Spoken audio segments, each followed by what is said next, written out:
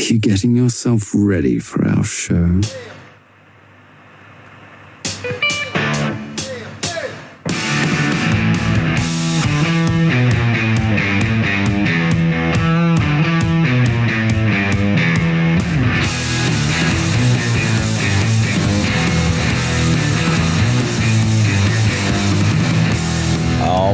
And Bobby Roast Beef with another episode of Jigs and Bigs. We have an amazing show lined up for you folks this week.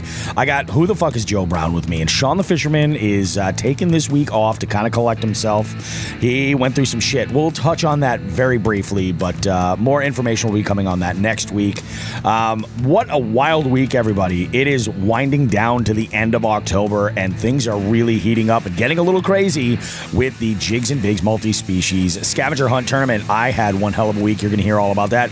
We have Armando Sola from Bass, Kayak, and Beers in the beef seat this week. It's a great interview. This is probably one of the most fun interviews I've had in a long time. So good.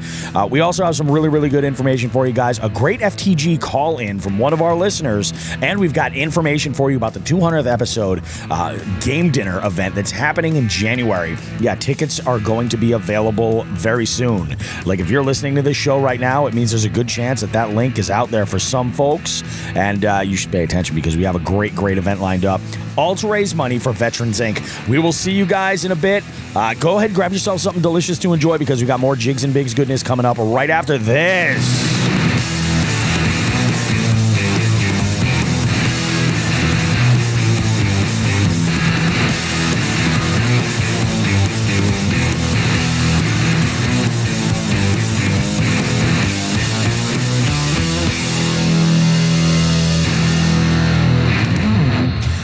Oh, Joe, does my voice sound a little bit hoarse? A little bit. You know why that is? Why is that? Last night, after I got back from my day of fishing, which we'll talk about in a bit, but last night I had some friends of mine who live not too far away. They actually were Holyoke locals, and this is how we got to know each other. They were in town, and they moved out onto this really nice piece of property outside in Southampton, and they have created this little annual tradition of creating a little micro haunt on their property. You know, okay. They have 3 amazing kids, and they have their friends, come out, and they have obviously their friends and everybody's kids, and everybody gets together, and they take this little strip of woods that goes between these 2 houses, and they create this haunted walk that goes from one end to the other end. And last year, my wife had gone. My wife likes to go for the drinks and the snacks and just kind of hang out. She doesn't really do anything as far as the haunt goes. But I got roped into this, and they're like, yeah. So they're like, we're just gonna put you on fogger duty. We're gonna put you in this spot here, but again, even though you're stuck in this one place, feel free to spook people as they come by. So I go out there and I'm like, I have this mask, right? They gave me this mask. It was, first off, it was all black, hard plastic. Have you ever seen Jabberwockies? Yeah. But take one of those masks, but instead of white, it was all black. And I'm like, why am I wearing this? I had my Aftco Reaper hoodie on. So I put the face mask up like this and put the hood over my hat. It's totally comfortable. Drop the mask down to take a swig of my beer in between people walking by. And I would just stand there and stare at people. And people were like, is that a real person? Is it a scarecrow? What is that? And they would walk by as they would just get past me in their confidence. I would yell at them. I'd be like, run! As loud as I could. And they would take off. It was awesome. We had such a good time. But yeah, I'm a little bit hoarse. I'm a little bit hungover, and that's fine. That's fine, Yeah, it happens. I don't drink a whole lot, but last night was one of those nights where I had a few high test ones, and I was like, yeah, wow. So interesting night, but it was good. How was your week? Oh man. So again, I didn't really get out fishing, which is kind of a bummer, but like we were talking about before, one thing I have done is I have really neglected housework and stuff around my yard. Please, you are preaching to the choir. Yeah, and I've got a pretty decent bit of property, and yep. So I think when this happened, we talked about it when that storm went through and I had that huge tree drop. Right. I finally started trimming that down. after, geez. fucking 5-6 months. Mm-hmm. But I almost died doing it. So this is actually a pretty good one. So really? Joe is not a lumberjack. By no means is Joe a lumberjack. The fact that I'm allowed to even buy a chainsaw is It's like baffling. fucking. Yeah. I mean, obviously, I fucked up my finger with a fucking in the kitchen. Like, and now I'm gonna get this big ass chainsaw and like pretend I know what I'm doing cutting this tree. Yeah. So, I mean, it's hard to explain, but this thing's it's huge. I mean, this tree is fucking big, and it's like cracked. It cracked like probably like 15 feet up and then dropped. And it has these other very large limbs that are basically holding this thing about 10 feet off the ground. Oh, all right. So, yeah. So I cut one that I didn't think was like load bearing, like holding the weight. It was. It was. So, spoiler alert. So, dude, I look up as I'm cutting this thing, and it starts like rolling towards me. This big ass tree starts rolling towards me. And then stupid me. No. I didn't think like, oh, I probably should clear out a spot in case I need to fucking like run or something. Yeah. No. Dude, there's like branches and shit everywhere. Why would I do that? So so I like run back, and thank God, and like I trip, I like stab myself with a fucking branch right in the gut. Are you holding the chainsaw while doing this? Holding the chainsaw while doing this. Brilliant. Dude, hey, wearing shorts and Crocs. As one does. As one does. So thank God, another branch, like it caught another branch and fucking stopped. Yeah. And like, I just like Meg's got the fucking leaf blower. She's doing her own thing on the other. And I look up at her, and she saw this whole thing happen. She's just as white as a ghost. Like, she's like, I thought you were dead. I was like, I thought I was dead. You're like, that's awesome. Me too. I thought I was going to die. So, oh wow. I was like, yeah, I'm done with this for the day. So, yeah, so we did some other yard work, but, yeah, I did. Man, nothing too much with fishing, unfortunately. Working on the boat, getting the boat ready to get put in for the winter, and which is very depressing. But it's tough to go out and fish.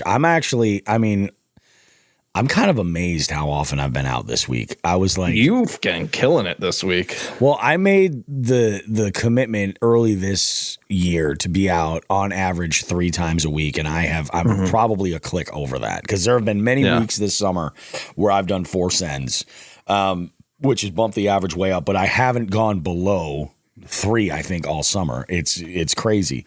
So I've been out there just killing it. But this year, like, it gets to that time of year, like, I'm one of those people, once we start getting less and less sunlight, I get really lazy. I feel like, I don't know if like, if like, you can be an animal in a former life, but I feel like I might have been some kind of a bear or something that hibernates in the winter, because that is where I'm happiest. Like, let me just feed up in the fall, sleep all winter, and then get up in the spring and kick ass. If I could make that my life, I would, Yep. Cryogenically freeze myself I get and come it. back. I hate the winter. Like, I'll ice fish here and there, but it's just not, I don't love it. Yep. The passion isn't there. I respect those that do. Yeah. Like, and maybe it's just because, for a lot of my life, like, it's kind of been a little bit of a crapshoot about safe ice and everything. So yeah. I don't want to fuck around with that. And I would definitely be down to travel, but if I'm going to travel, I'm going to travel where there's open water. That's what I'm going to do. I'm going to go south. Exactly. I'm going to go south. I'm not going to go north. Yep. And I think that's what my plan is going to be, for probably going forward. Like, I'll ice fish, for an outing, if it's like, but mainly to show my face and hang out and, do that. Ice drink. Exactly. Ice drink, do some grilling. I got that sweet stove going. I mean, and I know a couple people that they're the total opposite of us. Like, they wait the whole year for ice fishing. Yeah. They get 2 or 3 months and they're like, yep, we're sticking with it. Yeah. And it's like, there are less people. Oh, yeah. Yeah. There are definitely Like, less what did we people. get? Like maybe 7 to 10 days of like decent ice around here last year. Last year was it's rough. Like the Berkshires were pretty good. Like that helps if you're going to go and travel and stuff. But again, like with time, like the availability. This week, I got, we hear it every single week about Sean's schedule and the insanity and everything. We actually had a conversation about like mileage and what he's putting on for miles on his truck. And he's like, dude, this is fucking insane. He's like, I had planned some fish this day, and then this pops up and makes a change. Yeah. I had that situation this week. Like I fished on Tuesday, Friday, Saturday, just because I was able to make it work. I could have. What was it on Thursday? There was something on Thursday that popped up that was a pain in the ass. But so I'll go through my week. Basically, the way it had all played out, Monday, I dedicated to doing the show like I normally do. Did the show, got work all set, did the whole thing, went, and I was planning on doing a send on Tuesday. Going out, and I've been throwing around different bodies of water for so long. And I've been actually talking with one of our listeners, Jay Manning, about going out your way, which I did actually twice later in the week. Yep. So I'm like, all right, so what are the species that I really kind of need on this checklist? I need to get a brown trout. So I need a brownie, I need a brookie. I need a crappie, okay, and that's one to remember. I need a white perch. I also need I need a variety of catfish, carp. I need, bowfin. But again, like these are fish that I find I either truly just catch generally as bycatch. Mm-hmm. There's no real pattern to kind of like figure it out. So right now I'm doing great. I'm in 4th place. I think I got kicked back down to 4th place, but I started the week in 3rd. I was like, holy shit, this is great. If I can get another point, that'd be amazing. So I go out to this fishery in Springfield, little neighborhood pond, and I launch here. There's a variety. It does get stocked. So I was kind of gambling on like maybe there's some browns in there. But this is the place where I caught the crappie in September. So I'm like, all right, let's just go back there. We'll do a similar sort of, breakdown. And I had been throwing this little super narrow shad shaped 3-inch soft plastic bait on an 1/8 ounce tungsten open hook jig head. And this actually, it killed at Stockbridge Bowl when I had gone the week before. Great for multi-species. And it's nice because it's a little bit heavier and it'll get a wide variety, and it seems to catch and eliminate. It eliminates bluegill. That's what it is. It eliminates catching the bluegill.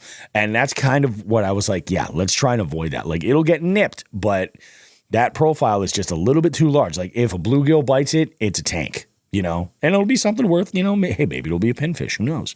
So I am throwing this bait around and it is just getting hammered. And all of these fish were crazy shallow. I did notice this, and this I kind of expected. Our water temps here are about 7 or 8 degrees, 9 degrees maybe, behind the water temps in the central part of the state. It's a little bit cooler here. So I was out this day. I had my my hip waders on, my hoodie. There was no wind, partial clouds, and I was just hammering them. It was nuts. A lot of dink bass. Caught a rainbow trout on this profile as well. And then I also caught a small chain pickerel. So I'm like 3 species, 1 profile. Like it's a good pattern and it's fast. I was able to cover a lot in this area, just basically trying to find these fish. Did not get a crappie and didn't get a single panfish at all. Called that one a day. I said, all right, I'm running out of time. I got to pick up my daughter. So I'll go do this, get everything all set, hit the road, and I'm on my way. Everything's great. So I'm looking at my schedule and I'm like, well, I have this entire week. I can fish like crazy. I don't have any private events. I did all of the work early in the week to set me up to be able to, go out and kind of hammer it, as much as possible. So I've pre-done a lot of this stuff to buy some time. I'm like, okay, so Wednesday, I think I'm going to go and hit this spot. Now, I knew on Wednesday that my daughter had a doctor's appointment, a physical. So I'm like, Wednesday morning, I get to actually sleep in a little bit, and then I'll bring her to that, and then I'm going to go drop her off at school. And there's a spot that I fish that's not too far from her school that does have browns and brookies in it. So I'm like, I'm going to go and I'm going to hit that spot. And something ended up happening that day. Like that appointment went like crazy long. And then between picking her up, like there was some kind of a change in the day that just screwed everything up.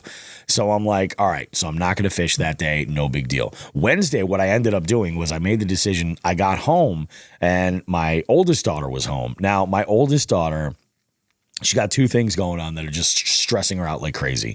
One of them is she needs to get her brakes done. They were done on Saturday. She had an appointment Saturday. They're all set. That's great. The other issue, and this sucks, she's a dancer and she does theater. She has a torn ACL.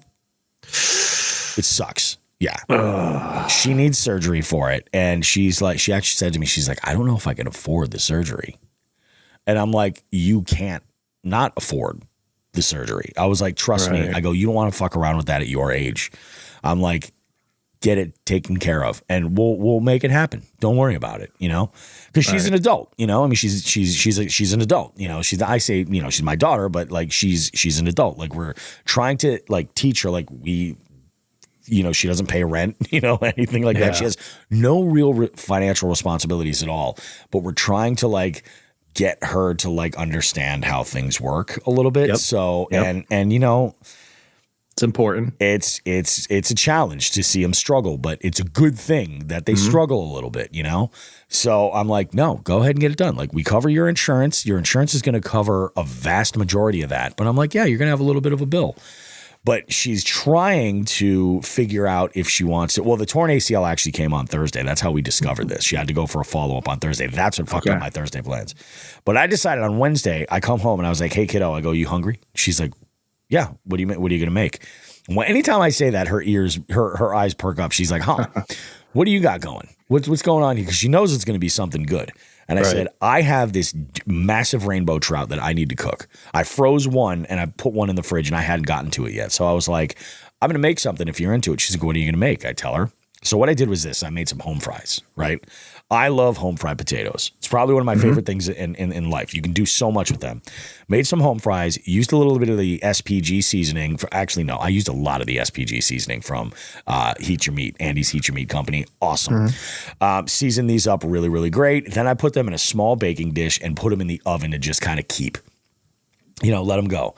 And then I took this fish, and usually when I take trout, what I'll do is I'll put butter on the inside, a few pats of butter, and then slices of lemon.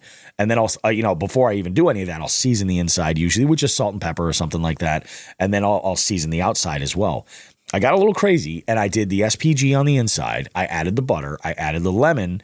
I closed that all up, and then I added on the top the Heat Your Meat, everything but the bagel seasoning, which is spicy. It is so good. Seasoned it real heavily on the outside, and it was nice because it gave it a little bit of texture. Yeah. And the fish was actually too big for the skillet. I had to actually cut the entire, because I cut the tail and the head off because I was like, that's never going to fit in the skillet. And then I actually had to cut the fish right down the middle and fit it that way. So I cook it in the pan like that. And of course, like, you know, when I flip it, I'm taking that butter that's in the pan that's melting and I'm basting as it's going. Like I'm treating it like it's a steak, you know? Yeah. I take this fish and I add it on top of the potatoes after I take them out of the oven. And have you ever had it like, and Trader Joe's makes it, but it's popular. There's a lot of different places that make this stuff. It's called chili crisp oil. I don't think so. It's the weirdest thing. It's not a hot sauce. It is like an infused oil with garlic and spices and like tons of dried chilies and other elements as well that give it a little crunch. There's some recipes that use peanuts, all kinds of different stuff. And I was just taking this jar of this chili crisp oil and just drizzling it over the entire baking dish. Let me tell you, Joe, when my 19-year-old daughter was like, I'm going to get some more, Dad, that blew my mind. She was like, this is amazing. There were a couple of bones because after I took the Instagram picture and stuff, I basically took the spine and just tried to get all the bones out in one go. Yeah. I missed about 4 or 5. You know, and she got even getting a couple of the bones. She was just like, nope. She's like 100% worth it. Would eat this again. Take that other trout out of the freezer and defrost it because this is great. I was like, holy shit! It was out of this world. And you know, I trout is one of the fish that I will harvest pretty routinely because they're, you know, I mean, they're tasty. And, also like they're relatively versatile. There's a lot you can do with them, and they're super simple to clean. The only thing with trout is there's some folks that don't like them because they're a little bit more similar to salmon, which has a lot higher oil content, and that gives it a little bit stronger of a flavor as opposed to like any other type of whitefish.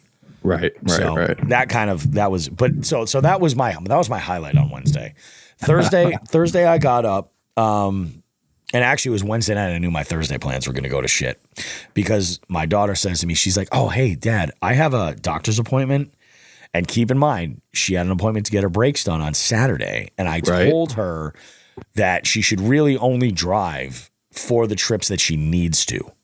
Like, don't go out and just get coffee for shits and giggles. When your sister asks to go hang out, like, it is very nice for a 13-year-old kid to have a 19-year-old sister that's like, "Hey, I want to go to the mall." And she's like, "Okay," It's just one of those things. And I told her, I was like, so, drive to work, do the stuff that you got to do, errands you absolutely need to run, and try and plan to consolidate things so you're not in your car all day. I'm like, this, you don't want to wear down the brakes and do any more damage where they have to do replace more shit, which was good advice because it was basically just the pads that needed to get changed out. So it was nice and easy. So she goes and she's like, "Well, so Dad, I have this appointment for the results from my MRI for my knee." She's like, "Can you bring me?" And I was like, "What time's your appointment?" And she's like, "It's 11:30. And I'm like, "There goes my fucking day." Yep. I'm like, "Okay, that's no problem." So I got up nice and early. I dropped off my youngest at the bus stop. I come home, make some breakfast, do my thing, and then I go and I take Chloe to the get her thing. And this is where she finds out about the ACL. And she comes back. She's like, "Oh my God, I don't know what I'm gonna do." I was like, "You've got to get the surgery." I was like, "Don't fuck around with that." I'm like, seriously. And I go and take the recovery from that seriously. She's in a play right now. Where there's a little bit of dancing, and she says that the dancing in there has never affected her ACL, but her dance class, every week, she's like, "Oh my God, my knee's killing me." So I told her, I was like, "I think your best bet is to step out of dance for this year, and walking and stuff is fine. It's more of like a rotary, like if she twists her knee at all, that's where it seems to be an issue." Right. So she's like, "Yeah, I can be on my feet all day at work and I'm fine." They gave her a brace, which is hilarious because she looks like RoboCop. And also, like, my daughter, she's short. My 19-year-old is the shortest one in the family. She's under 5 foot. And she's 4'11". So, oh wow, like, she's a little like peanut, and she's walking around with this giant freaking brace on, and it's ridiculous. So she's like, I explain everything to her, and she talked to the director of the play. Hopefully, she makes the right call, because we are leaving it up to her. Because again, adult, like she can make her decisions. Yep. So we're like, all right, that's cool, and I'm like. So Thursday is fucked. I go, I'm talking to Jay Manning this whole week, and he's giving me some suggestions on places that I should hit. So I go and I'm like, fuck it, I'm sending it on Friday. I tell my wife, I go, I'm gonna drop off Delaney, and then I'm gonna jump right in the truck and grab all my gear, head right out and go. And I wasn't planning on coming back for a while because I really the only other thing I had to do Friday night was trivia. So I go to this one spot, right, and I launch, and I can't tell you how surprised I was that there were wreck boats on the water. Only a couple, but I was like, wow, this is like really late. Like, you guys are like really just trying to burn that gas, aren't you? Yeah. And I was really like, they weren't, it wasn't a problem at all, but it took me by surprise. I was like, that's not what I expected. I expected to see other fishermen, but nothing. I didn't see anybody fishing. So this is where the life of Bobby roast beef gets weird, and listeners, sit down. This is wild. So I'm making my way down to the spot that was suggested to me. And I head over, and on my way, I catch a yellow perch. Not as big as the one I had entered in the tournament, but a sizable yellow perch. I'm like, this is a great fish. Oh, this is awesome. Again, throwing that 3-inch minnow profile. And it's paying off. I was like, okay, so I've got confidence in this bait. I just got confirmation that they'll bite on it. Let's make our way down. I go and I fish that spot that he mentions. Then I go and I decide, I'm like, well, I'm all the way down here. I'm going to circle around by the dam, and I'm going to go up onto the other bank and then work my way back until like I've got to call it. Then I'll just head over to the ramp.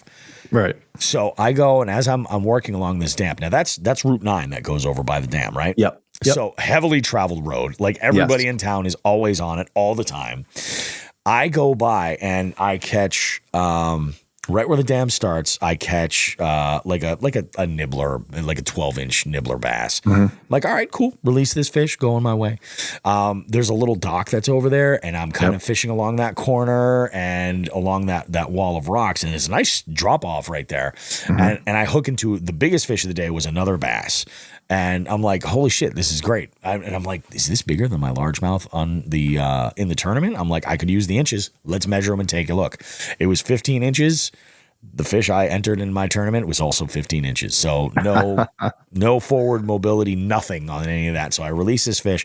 And as I release this fish, there's a black car that goes by with a guy hanging out of the passenger window. And he yells, "Bobby roast beef!" To which I'm like, yo! And I'm like, holy shit. Now, I am a large human being in a very bright green kayak. So, I mean, I'm not hard to spot. People see this kayak on Instagram all over the place, and they see my pictures and stuff. So I'm like, okay, I get it. Now, I'm not known for trivia in that part of Massachusetts as much. So I'm thinking somebody from the podcast probably knows. Now, I'm getting a little bit older, and since 2020, I've stopped wearing my glasses because of the masks fogging them up and everything. I was like, I don't wear them all the time. I really only kind of need them when I'm working on my computer for a long period of time. That's what they're initially for. Sure. And I'm like, who is that? Well, so they drive by. Like, I have no idea who they are. I'm like, okay, whatever. So then Jay Manning drives by. I see him, and he's waving, and I wave to him, and I'm like, sweet, you know. And in that amount of time, this car had gone and looped around and then come back over and pulled over on Route 9. And the dude gets out of the car and he's like, "How you doing, man? You catching them?" I'm like, oh God. I'm like, who is this? I can't figure out who it is because I'm just too far away. I didn't recognize him at first. It's a little bit blurry. So I might have also been a little bit baked, to tell you the truth. So I go over and I'm like, all right, cool. So he's like, you know, we're just having a conversation about fishing, about all kinds of shit. And he's like, "Hey, you still smoking?" And I'm like, let's see where this adventure goes. I go, "Yep. What's up?" He goes, "I got something for you. Come here." So he comes over and I start paddling a little bit closer. And as I am, again, he's walking away. So like, I'm not 100% sure who this is. He comes over and he gives me a package that is labeled Chem Headband. And he's like, "You'll love that." He's like, "Enjoy it at home though." I said, okay, fair enough. As I get there, I realize exactly who this is. It was the hole-in-the-wall cultivator, Mr. Mark Huard, who I haven't seen in like a couple of years. Yeah, it's been a minute. Like a couple of years. Yep. And I'm like, bro, holy shit. It was great to see him. I guess they're doing really, really well. He hasn't been out fishing in a bit, but I'm thinking that maybe we could change that. We actually had a conversation about another pond that Sean had suggested where I had attempted to go on Saturday. But yeah, I mean, dude, Central Mass has some fishing. It really does. Especially when you have a kayak. Yeah, that changes everything. But I mean, like, and it's funny because I was driving on Saturday back out there, and I'm like, man, you know what I'd love to get my hands on? A boat like your old boat. And the reason is that I would like to, the only reason why I would really use that is, again, like, I like to fish with other people. And fishing in kayaks with other people is fun, but it's entirely different than fishing on the same vessel. And I'm like, really, a boat like that, I could probably get my wife out on a Saturday morning or something like that. Yeah. You know, and I genuinely think she would really, really enjoy that. Like, maybe something a little bit larger, but, you know, in that vein, that deep V. So, you know, I could do deep water. I could do such and such. I could just, you know, she wants to go and crush some beers on the boat and hang out in the summer. Fine. you know? Oh, hell yeah. Like just fun fishing or whatever. Like just, I'd be totally game for that. That would be something very, very interesting. But it's funny. Like I always bitch about like where I am in Holyoke. Like it's so limiting. Like there's a couple places that I can fish nearby, which I appreciate. Don't get me wrong. But if I drive an hour east or west, I have pretty solid variety of places to fish. Like the Berkshires are amazing. I love the Berkshires. One of those lakes out there is becoming one of my favorites. Very, very slow, or actually very, very quickly becoming one of my favorites. But then to the east, you've just got such a variety of places that you can hit, you know? Right. And it was a lot of fun. So then I go out on Saturday, and this is how it was Saturday. Again, I still need all of these species. Brownies, brookies, crappie, white perch, and I'm making my way out. So I go down to another pond, and like the ramp over there was just crazy. It's just all these trucks all lined up, dropping boats or picking them up. And there's a separate canoe and kayak launch that's across the street, and I go over and I launch over there, and I just make the decision because I only had a short amount of time. I had a few hours that I could spend there, so I decided to go up this little river section into the other pond that's up this way, the other body of water. And as I start going out there, I actually had a conversation with none other than The Butcher. about fishing on Saturday, and he was like, "Who's going out?" And I mentioned, I was going out to this one area. I said, "Get ready, dude. There's gonna be a bunch of bass boats on there." And I'm like, it is what it is. It's a Saturday. Any body of water I go to that's gonna have, and I wasn't sure if there was a tournament or not, or if it was just people fun fishing. Because it's, sometimes you can read the tournament anglers like pretty well, and other times you can't. You're like, who are these jabronis? You know what I mean? They seem like they don't know what they're doing. But I guess depending on the tournament trail you're part of, maybe that's how it is. I don't know.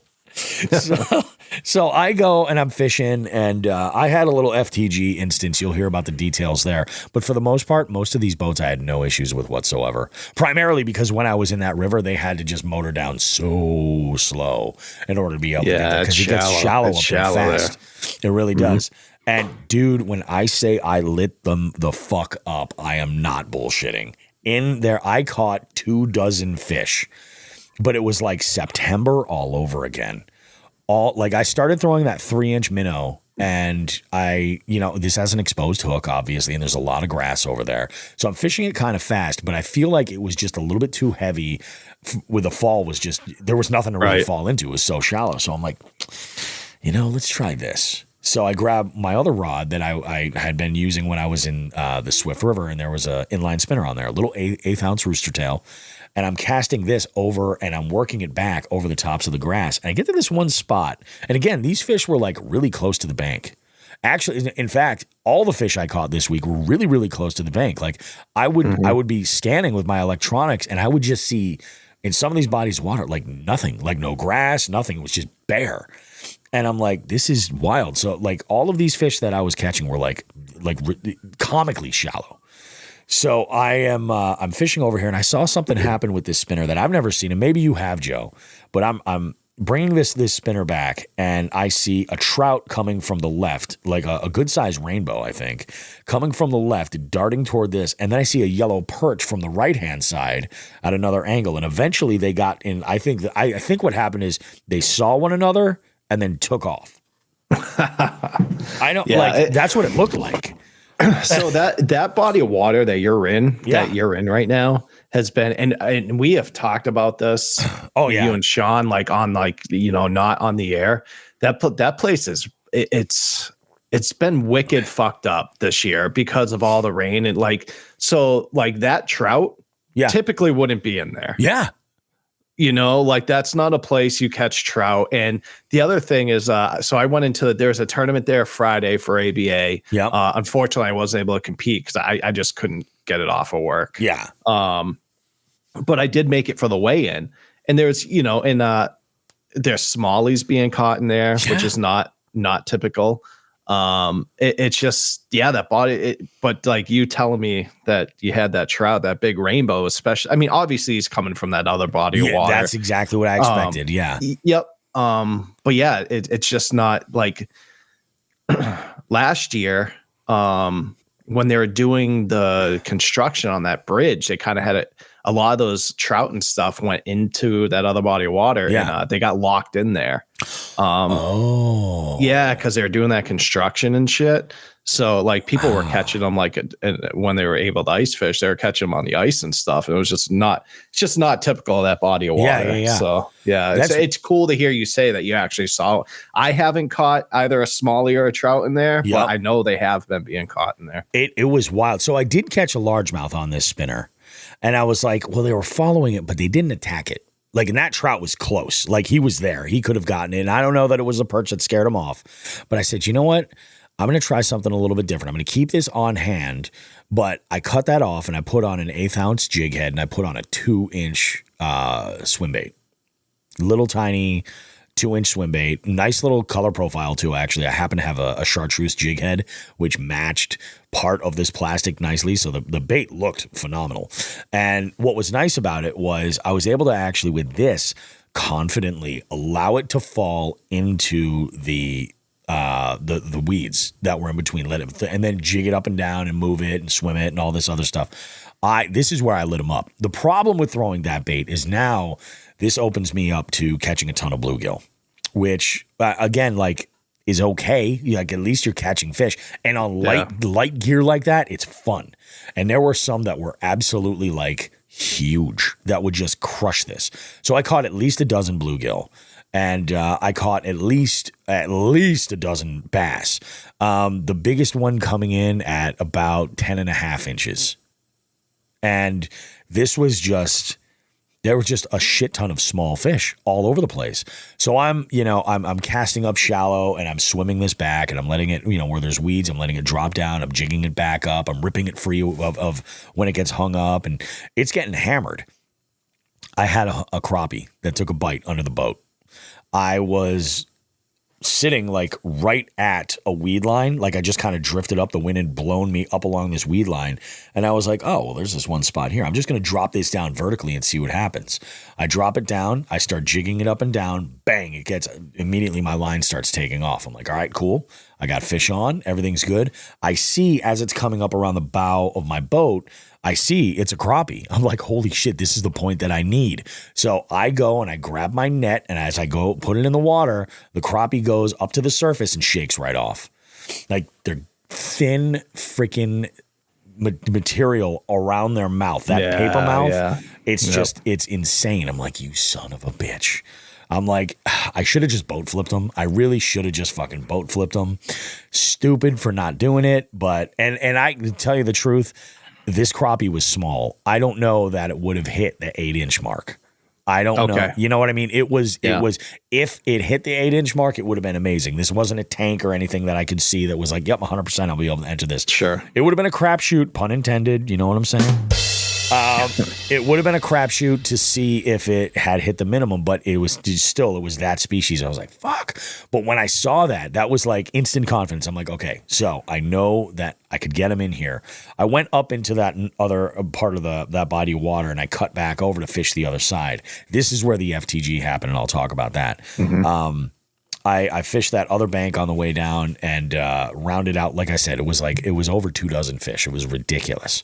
I got down to the bridge over there. The last 2 fish and the biggest bass that I caught, the last 3 fish and the biggest bass that I caught came out from under that bridge. And what's funny is this is weird. I didn't want to fish under that bridge. I was just waiting to load up. There was a truck or a couple of trucks that had come up together. There was a John boat and a couple of kayaks and a group of women that were going to launch. And I said to them, I was like, you guys go ahead and launch. I'm waiting for you.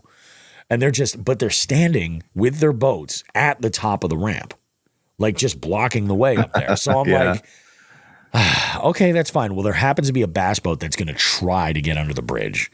And dude, when I say try, they gave it like every possible configuration to try to make it work, and it wouldn't happen.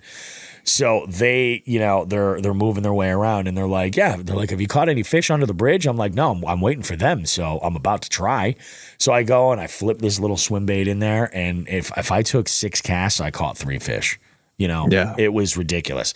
So then by the time that 3rd fish came along, the girls are like, well, save some for us. And I'm like, I'm waiting for you to launch. Nothing. Nothing. I'm like, is there something wrong with the fucking water in here where they're like, you guys, I'm like, and there's no way they didn't hear me that other time. Yeah. So I'm like, all right, fine. I'm just going to drag my boat past them and whatever. So I go and I get everything all set. I go and I take off. And then I want to throw this in here because it's crazy. You know how people have like stupid names? Mm-hmm. So like there are people who just have like fucking like names that like, they're like, I'm going to change the spelling of this name just because.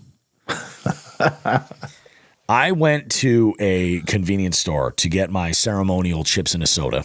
Mm-hmm. So I go in and I'm in line and there's this conversation going about like Halloween and where you're going to bring the kids and all this other stuff. And this woman behind the counter, mind you, there's one register open, 3 people behind the counter.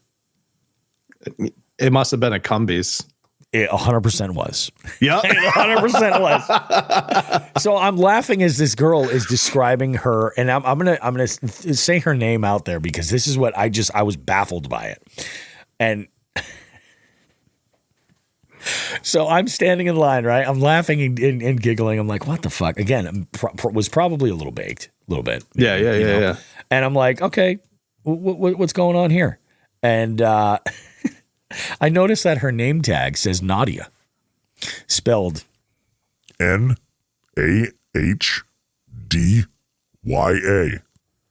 Nadia.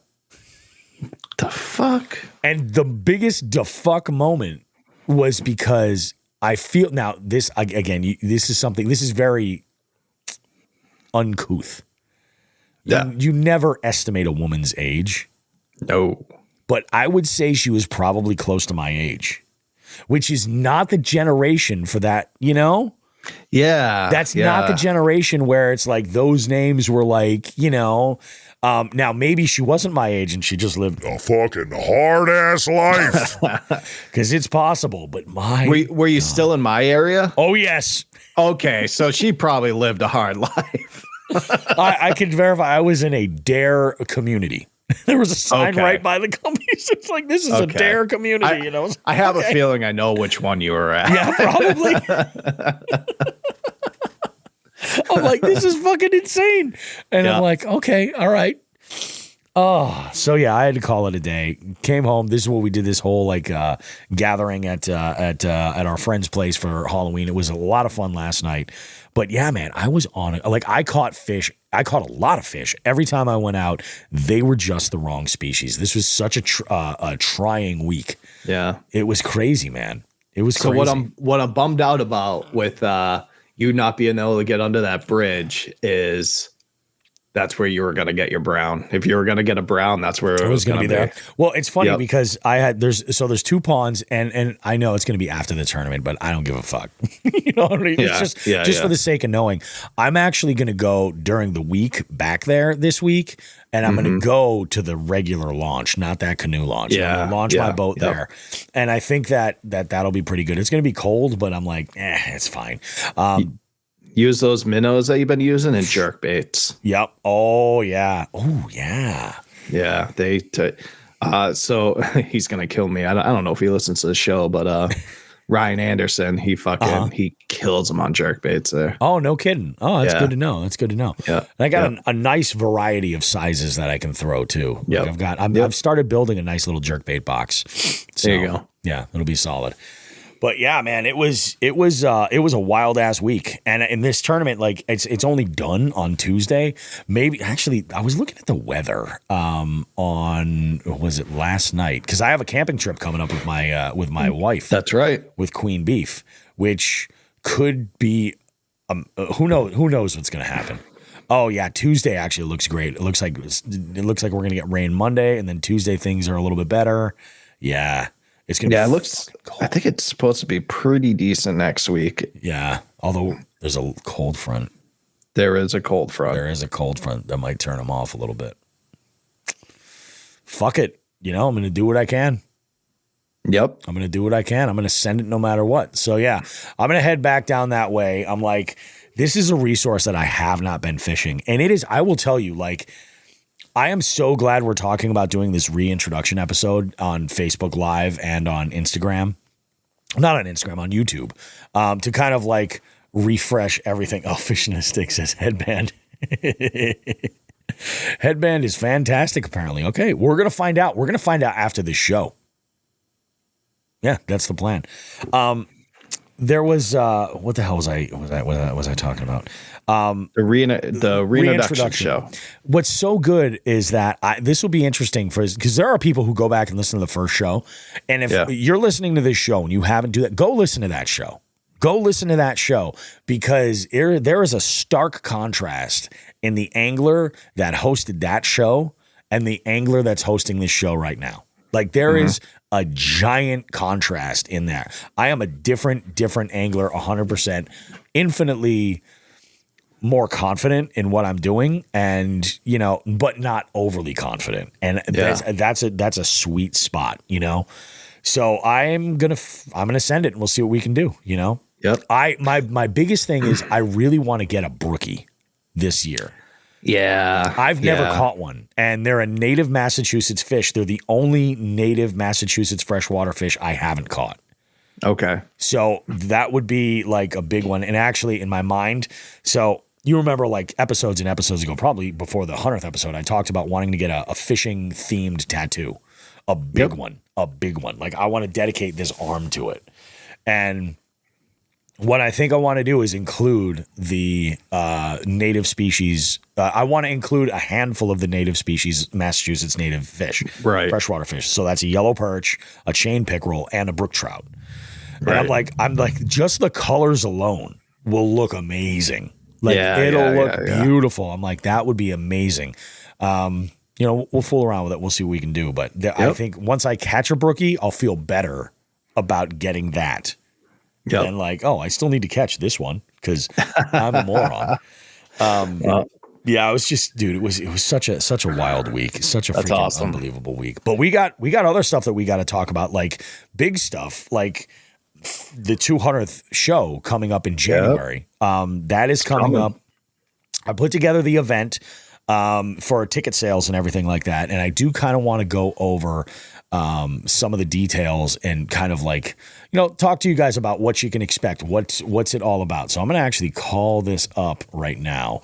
And there we go. Let's talk about the 200th show. What is unique about the 200th show? Well, we have a couple of fun little events going on. We have 76 days. Dude, it's in 76 days. Yeah. Yeah, it's crazy. So here are the details with this event. What we're doing is this. It's a game dinner. We're starting the event with doors opening at 5:30. That's the plan, okay? Let's actually start here. We're having a night of pure fun and excitement with us, Jigs and Bigs, celebrating the 200th episode, and we're thrilled to celebrate this milestone where it's all happening at the Munich House, located on Center Street in Chicopee, Mass. It's going to be an unforgettable evening that's filled with laughter, great wild game fare, and prizes. Prizes, you say, Bobby? Well, we have confirmed prize sponsors right now, and this list is growing by the day, but these are the ones who are 100% confirmed right now. We've got Hookset Hoodlums. We've got Martin's Custom Baits. We've got Nutsack. Oh, what's Nutsack, you say? Nutsack is a company that makes bags, duffel bags, sling bags, ADC bags, all kinds of stuff, and they are unlike anything else you've ever seen. They're all waxed canvas, and they are built to last. There's a lifetime warranty. Like, these are crazy. I have 2 of them, and I love them. These are great, great bags. Heat Your Meat is a major sponsor. I've been talking a lot about these seasonings and loving them. So we've got some really, really good stuff. Plus, these are like virtual vendors too. So some are going to be offering like special deals that you can only get by being at this event and then using the QR codes. Like, it's going to be wild. We've got Three Bells Outfitters. We've got Torres. We've got Dark Horse Tackle, of course. We've got Reaction Tackle diving in on this, and A-Bay Lure. Plus, we've got a whole bunch more that are going to be announced. I have some in my inbox right now that have confirmed. I just need to verify all the details and how they want to work it. And like I said, it's a game dinner. So food is a huge component of this. What do we have on the menu? For appetizers, we got chips and dip, crackers and cheese, a game liver plate. We've got cucumber salad, bean salad, coleslaw, and marinated shrimp and squid. The carving station consists of venison, elk, bison, kangaroo, and alligator. The buffet lineup, we've got wild turkey, venison kebabs, game stew, game sausages, smoked game sausages, chicken alligator sausages, fried alligator. Dude, fried alligator is amazing. Rabbit stew, spätzle, oven roasted potatoes, red cabbage, sauerkraut, game meatballs, and roasted wild boar. There's a full cash bar. There's a great beer selection. I want to talk to them about the beer selection, if we can choose what they have on tap, because Munich House, being a German eatery, has a selection of amazing German beers. So we might have to pick and choose what's up there, but there's also a full, lineup of domestics and imports, bottles and cans, all that stuff. So we got all that stuff going on. We are playing around with the way we're going to do raffles. We might do it where everybody who purchases a ticket gets a specific set number of raffle inclusion. Like they'll get a raffle ticket that's good for like X amount of entries. But then what we want to do is we want to have, to increase your chances, you can purchase additional raffle tickets. And we had talked about this on the show that we're going to do the smallest amount that you could get will be the circumference of Bobby Roast Beef's waist. And then the middle tier will be the height of Sean the Fisherman.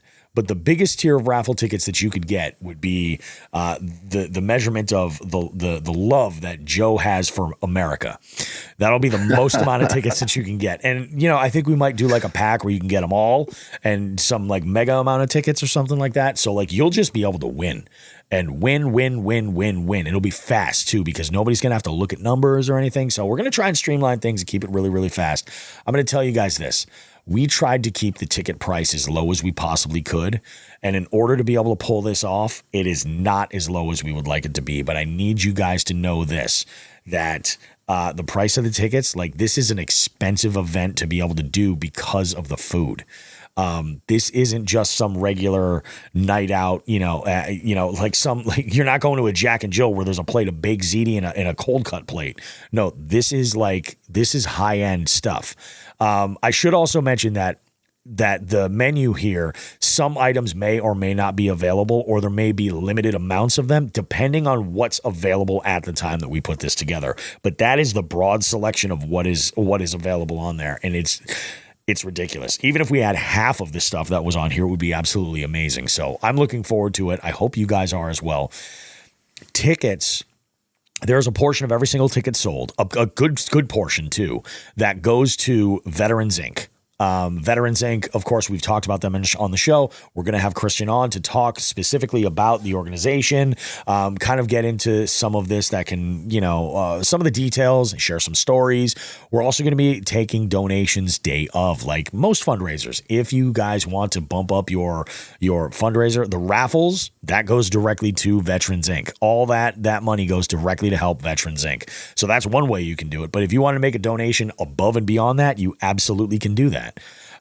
It's just going to be an absolute blast. Like I said, we're starting. The timeline looks like this. We have 5:30. We're going to plan to open doors. That's the plan. 5:30. By about 6 p.m., we would like to have dinner going. So consider like that 5:30 to 6 area, like a little cocktail hour sort of thing. Like, grab a beer, relax, mingle, do some talking. We'll start dinner about 6 o'clock. About 7:30 or so, about 7 o'clock, we're going to start the podcast recording.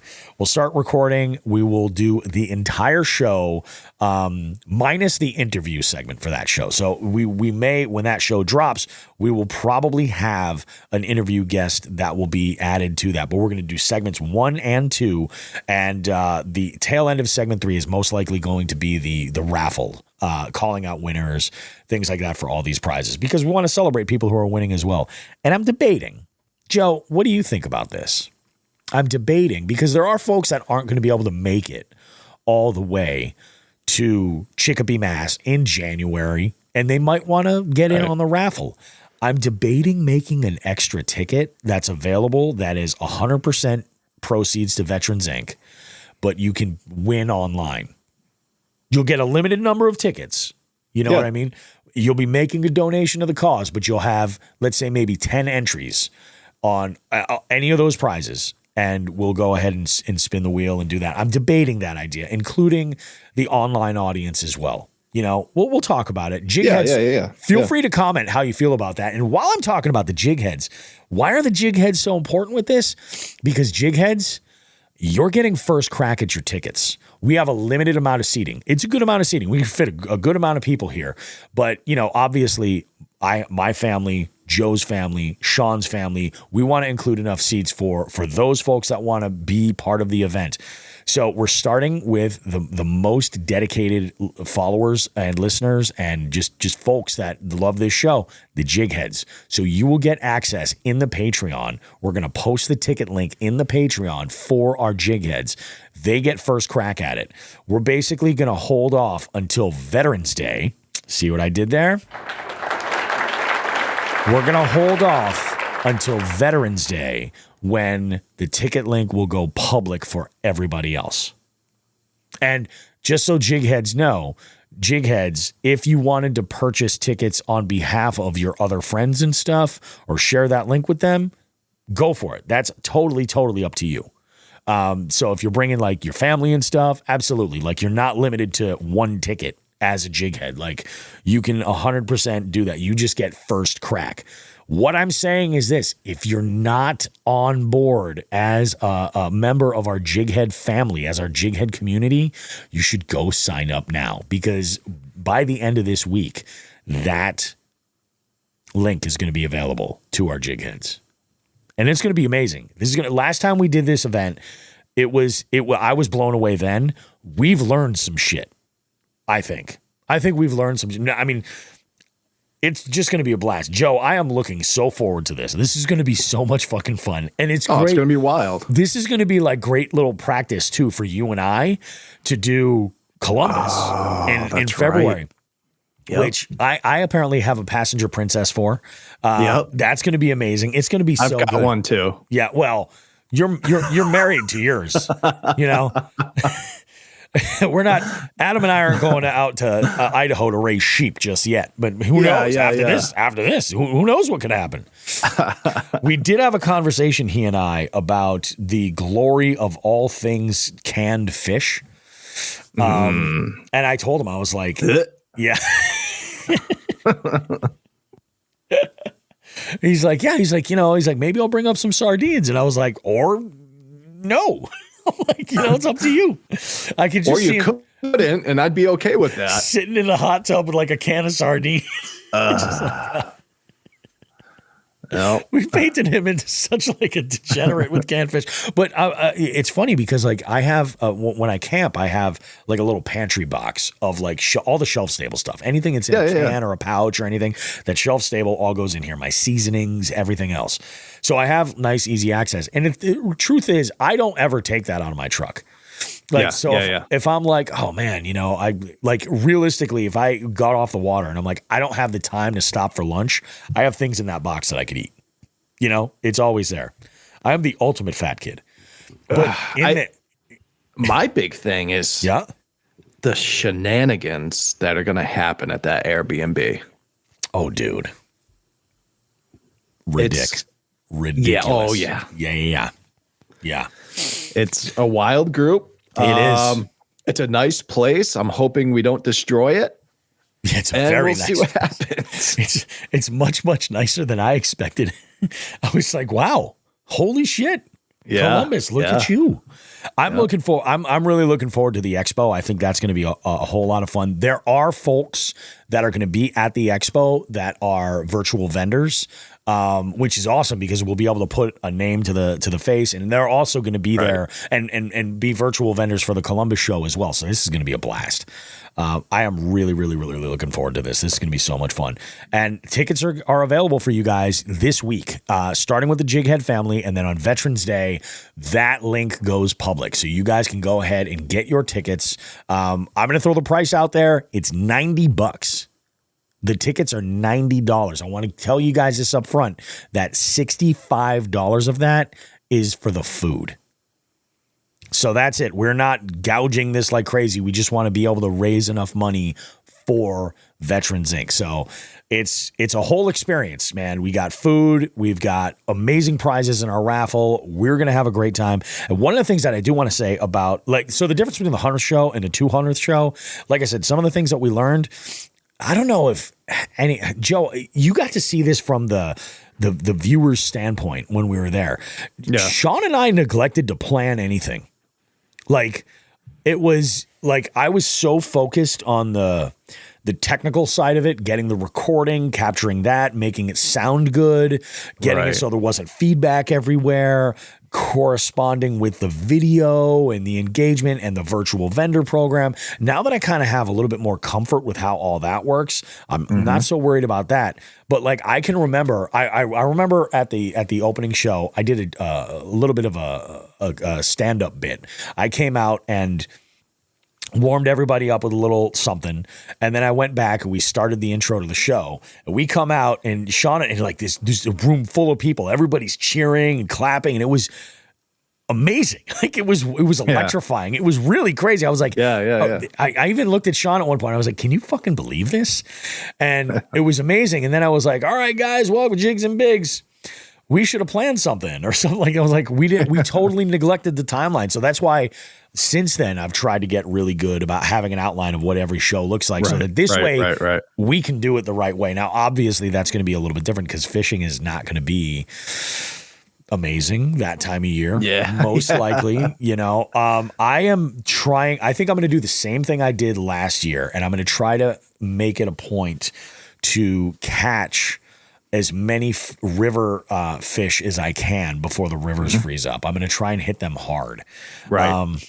This may mean that I'm putting my yak in the Swift late this year. Yeah, it might mean that, we'll see what happens. Play around with it. But yeah, it should be a lot of fun, So yeah, maybe, who knows? People fish that fucking thing all winter. They do. They do. Yep. Yeah. Did I ever tell you the story about the dude that launched his kayak? This was in mid-December. It was right before Christmas. I was bank fishing at the boat launch, and I overhear a guy behind me, and there's all kinds of noise, and there's a Honda Element parked right there.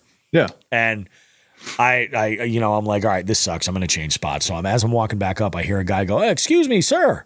He's like, can you help me with my kayak? And I'm like, help you with your kayak?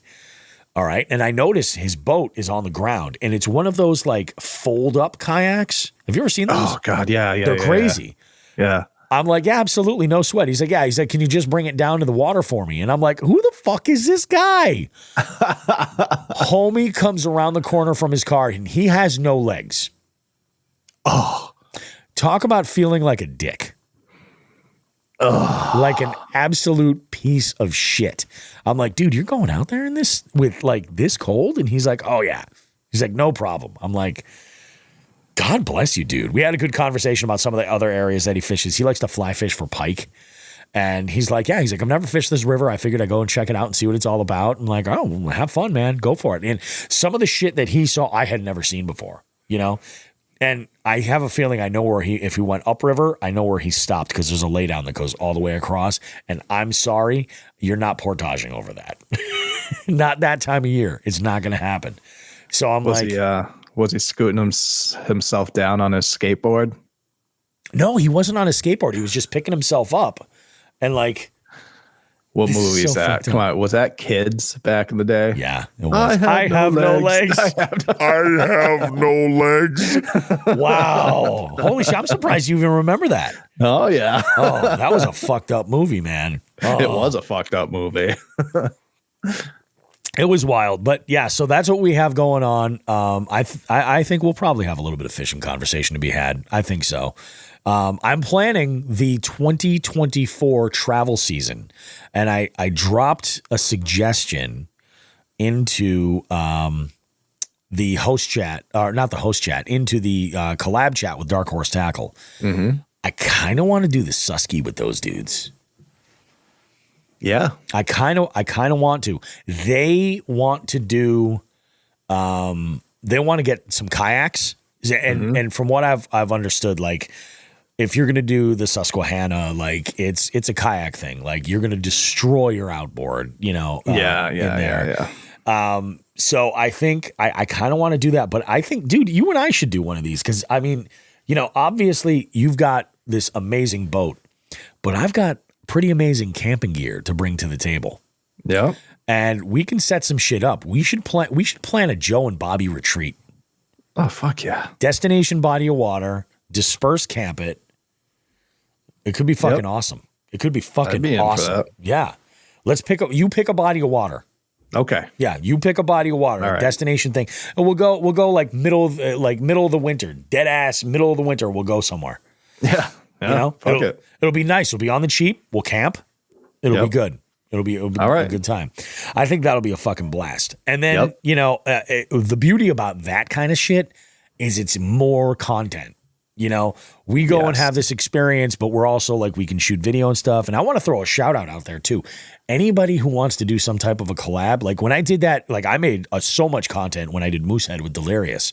And if anybody is interested in doing that shit, especially going down south in the winter, I'm into it. Hit a bitch up. Oh, I think that about does it. Did we talk about do we need to talk about anything else? I think we got our I's dotted and T's crossed as far as the 200th show. That's a big one.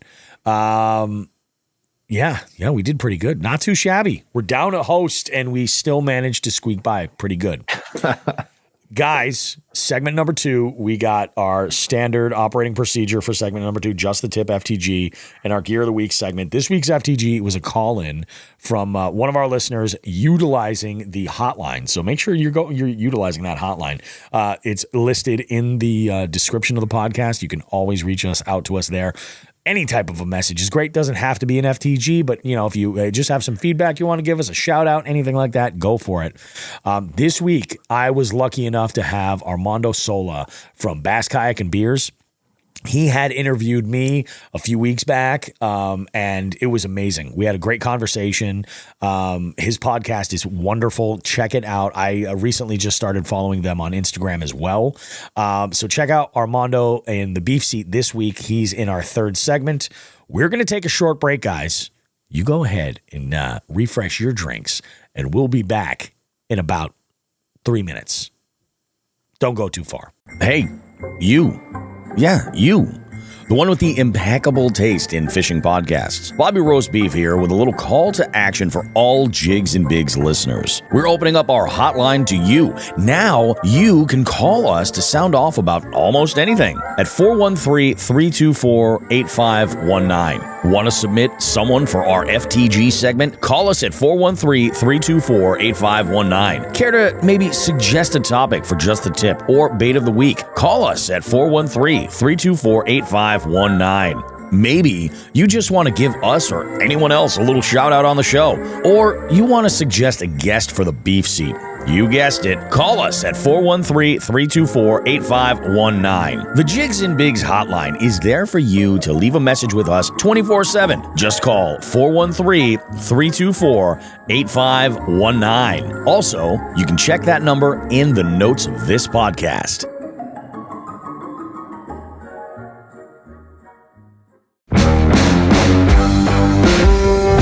Jigs and Bigs wants to take a moment to say thank you to our partners for helping us continue to push the limits of our fishing adventures and bring you amazing long-form content. We're excited to offer Jigs and Bigs listeners a 15% off savings on your first installment of a month-to-month subscription to Dark Horse Tackle just by using the code JIGSandBigs15. Dark Horse Tackle provides a monthly supply of small batch craft and custom lures, allowing anglers to try some otherwise tough to discover baits. This is the stuff you're not going to find just anywhere. And Dark Horse Tackle does the hard part for you. They track down these small companies and then test the baits to determine if it's a good enough fit for the Dark Horse Tackle community.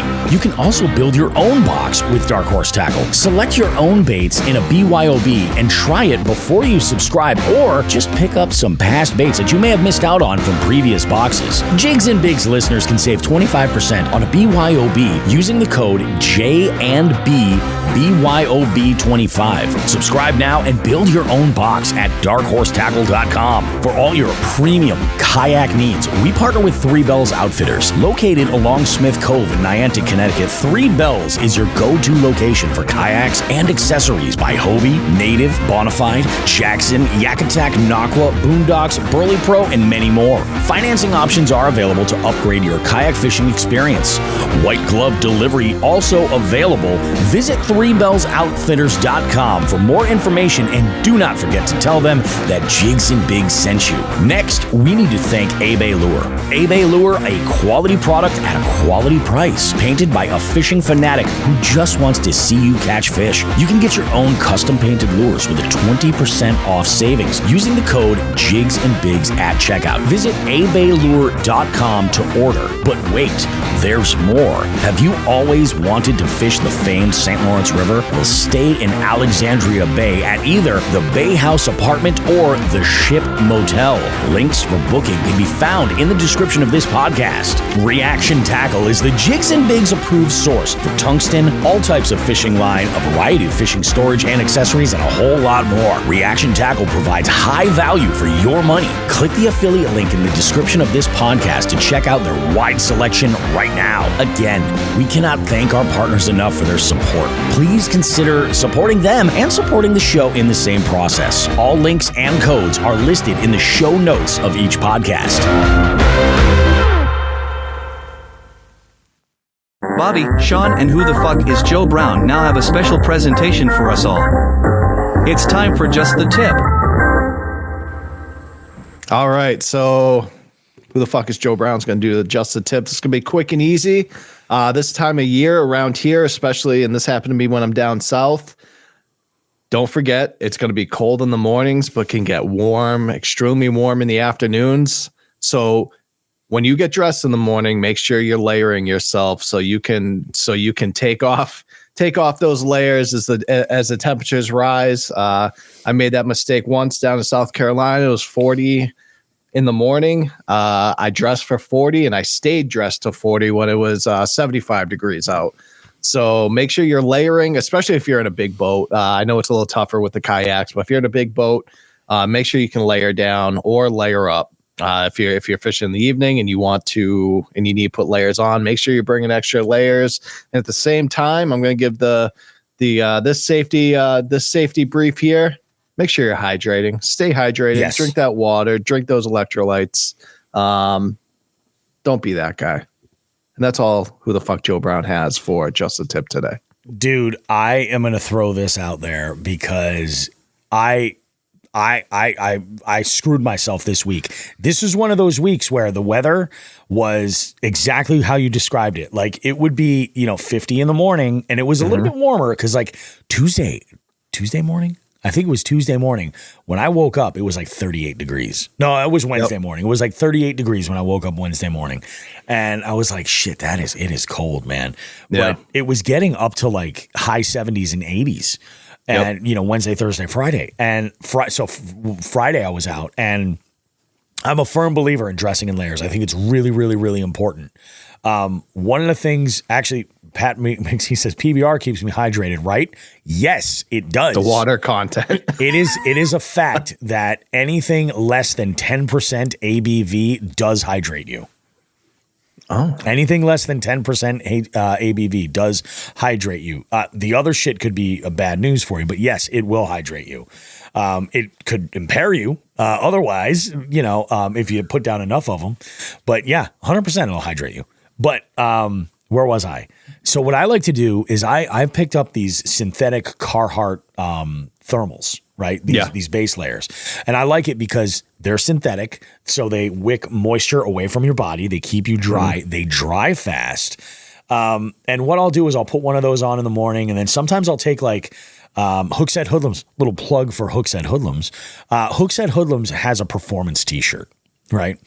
And I like throwing that on, and I actually wear these more I wear them differently in the summer than I do the winter. In the winter, what I'll do, or in the fall, I'll put those on my base layer, and that will be an additional layer. Like the air created between that t-shirt and the base layer underneath is shocking how much that changes things. Just that additional layer. Then I'll throw on like a hoodie.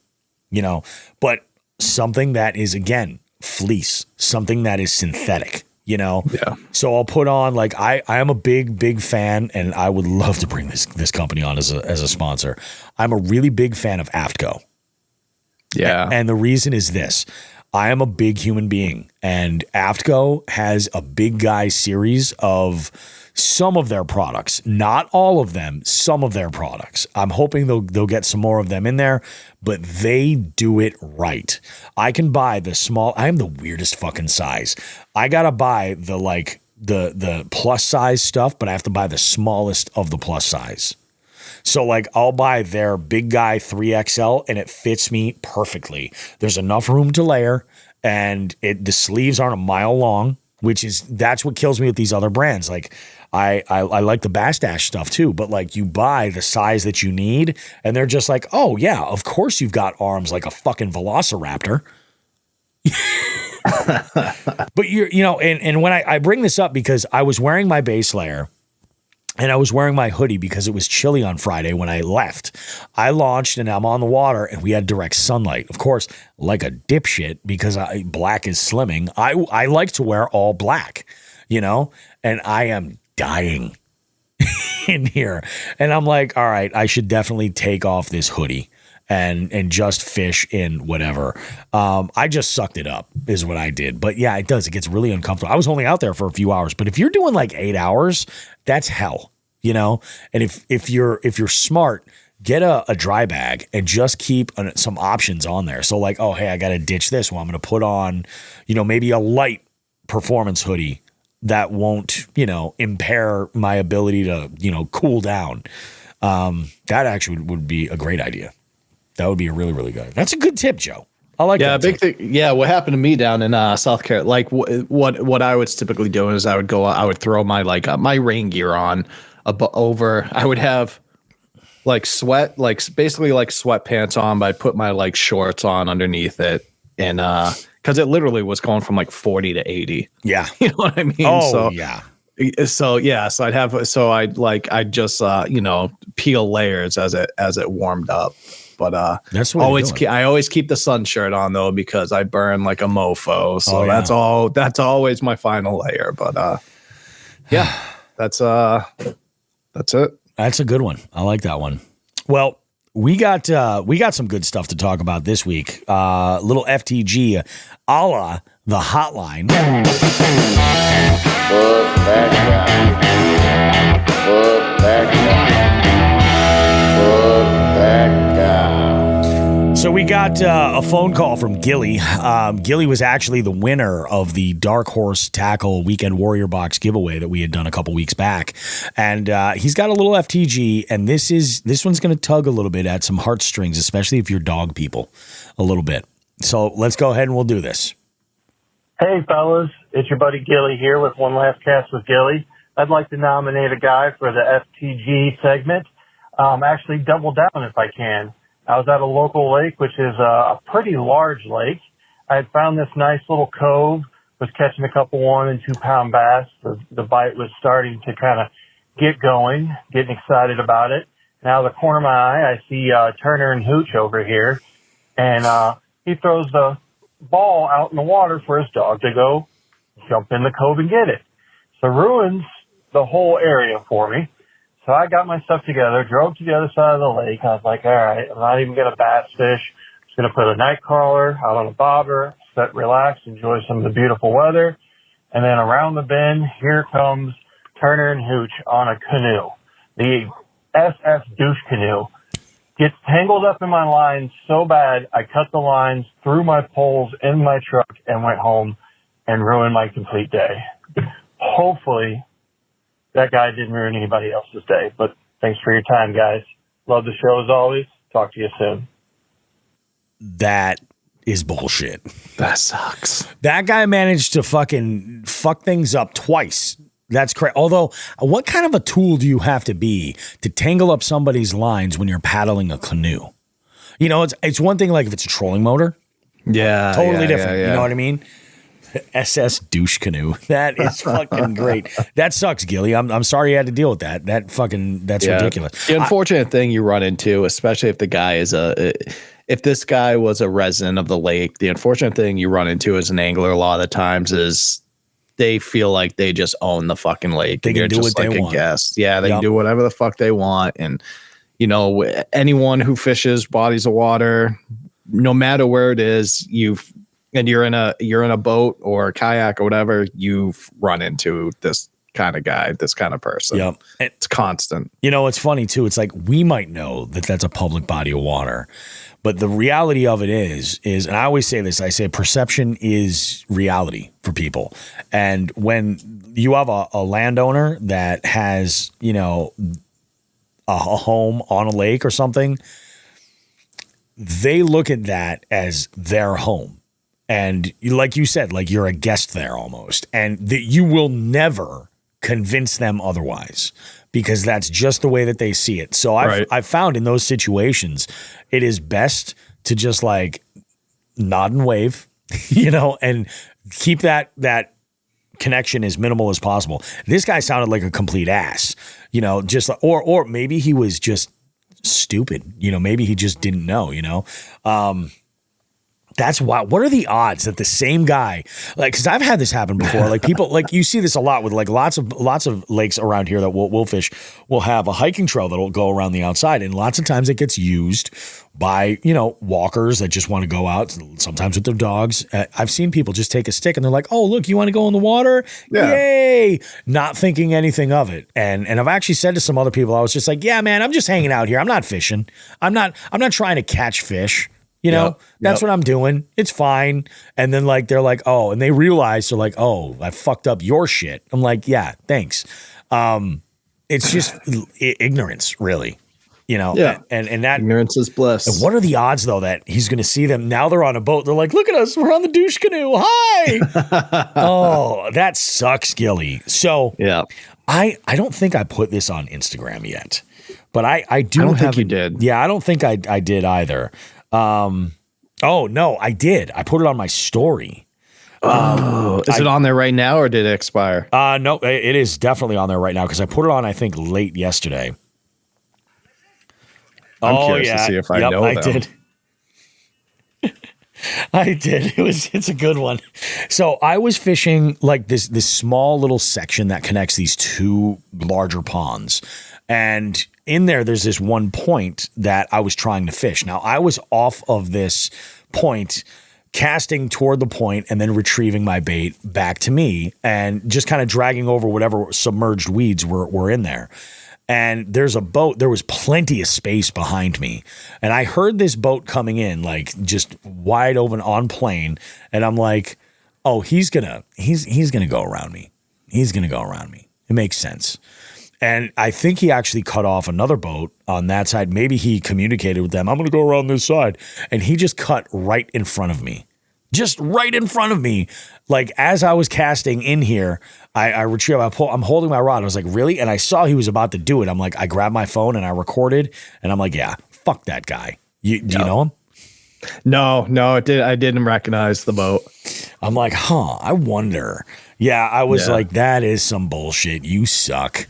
I'm going to make it a reel and post it and then leave it alone. But I was like, you got to be shitting me, dude. Like, what are you even fucking thinking? And I turned around. I was like, maybe I'm further away, or maybe I'm like literally smack dab in the middle. I turn around and I look. I was like, nope, there's plenty of room behind me. Yeah, you know. Yeah. I'm like, what the fuck are you even doing, man? That's a body of water. You run into a lot of assholes at. Yeah, you do. You do. Fishermen assholes, like people that just. Yeah. But whatever. Dude, I fished out of a kayak. I know what it's like. So I don't fuck around with the kayak. I give them plenty of room. Yeah. Like, you know what I mean? Yeah. It's just I get I was throwing light gear, but how do you not see me casting at this point? And then you're just like, oh yeah, well, fuck that. And you just fucking motors right on through. And I was like, wow. Yeah. So hey, I posted that on there. That was my FTG for the week. The women at the launch that were kind of blocking that spot. I was like, I could throw them on there, but then I was like, that's right, Gilly called one in, so we're not going to go too crazy. It's all good. Now we get to talk about some gear, and this is fishing adjacent, and I love it. Let's go ahead. We'll talk about it. Okay, gearheads, it's time to talk tools.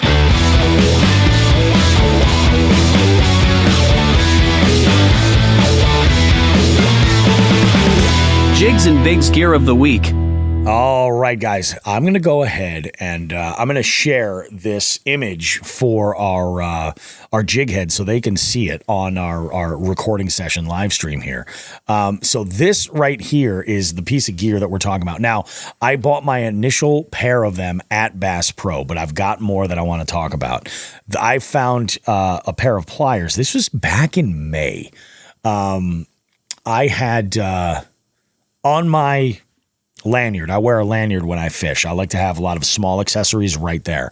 And I used to have like a little line snipper and a set of braid shears. And the ring that would hold the braid shears had broken. And I'm like, all right, I think actually it had broken. I think they fell in the water now that I think about it. So I'm like, all right, I got to replace these. I was on my way out to the trip for Moosehead, and I was at Bass Pro, and I picked up what you guys see on the screen right now. These are Bass Pro Shops braid cutters / split ring pliers. When I was in where the hell was I? Where the hell was I? I was on. It was Chick. I didn't bring a pair of split ring pliers with me, and I wanted to change out some hooks on a couple of cranks that I had just picked up at Talk and Tackle. So I picked up a pair of split ring pliers, and then if you guys remember, I had lost said pliers in that bag that had bounced out of my kayak with a bunch of soft plastics and all kinds of stuff, which sucked. So I needed to replace some split ring pliers just to have them on hand. I was like, this might fit the bill because they're small enough. It'll do multiple jobs. Again, I love versatility when it comes to equipment. I love things that are able to do multiple things. So there is a hole on one of the handles over here where you can put a split ring in there, or you can clip it to a lanyard, which is what I had done. Now, I had a situation where now the reason why let's just go through why I love these. First off, the braid cutting shears are fantastic. They're absolutely wonderful. They're a nice compact size. So if you're doing a bank send or something, like you're just going to grab your rod and take a few casts on a lunch break or something like that, this is just something nice to have on hand. They have space in between that you can use it as a standard plier. So I use this all the time when I'm throwing, like for instance, when I was throwing that small 2-inch swim bait, and I would catch, these crappie. I would catch these bluegill that would just like choke the bait, and I would grab the jig head with that plier set and just shake them off real quick. Because when you're going through numbers like that, that's time you don't want to waste. Especially if you're not measuring these fish for a tournament, you want to get them off the hook as fast as possible, and then get that bait back in there. And when you're cycling through fish, time is basically money. So it's a big deal. They really kind of fit the bill all the way around. I had a situation where I needed to actually cut a hook, and I destroyed the split ring. I destroyed the cutters that were on this set of pliers, which kind of sucked. So I had gone and decided that it was probably a good idea for me to replace them. And this was after a trip where my lanyard, the little retractable clip that holds all that good stuff, my lanyard had it had failed on me, and I had to replace it anyway. So I had gone and I looked at Amazon to replace this, because that's where I had gotten it. And what I had done, I said, I'm going to kill two birds with one stone. I'm going to see if I can find some similar pliers, compared to the Bass Pro ones that I was using, and see how they work out. So I ordered another retractor, there was a 3-pack of them. And then I ordered, this is from a company called Ox DFN Zoo. Fishing pliers, stainless steel fish hook pliers. There were 2 of them. Now, obviously a US based company. Obviously, you know what I mean? Made in the US. So I order these, and there were a 2-pack. Now the Bass Pro one was like $5.99 for one, which is a great deal. I feel it's absolutely worth that. This 2-pack was $9.99 for 2. So it was a little bit cheaper per pair. I was like, well, go ahead. We'll go ahead and use these. So what's nice is I already have a backup, and I keep that actually in the center console of my truck. So if I need them, they're great. But the regular ones, they're on my lanyard. That's in, again, in that center console, like ready at the ready. quality difference. While the Bass Pro ones are a little bit smoother, the spring on here is a little bit more rigid. It's negligible, the difference. It is negligible. They work great. So it's just one of those great things to kind of have on hand. Now, I am telling you this because having multiple tools on hand is a good thing. I have my reaction tackle pliers in the seat of my kayak. I have a little tool holder down there. I have those. I also have some angled needle nose if they will fit the bill otherwise.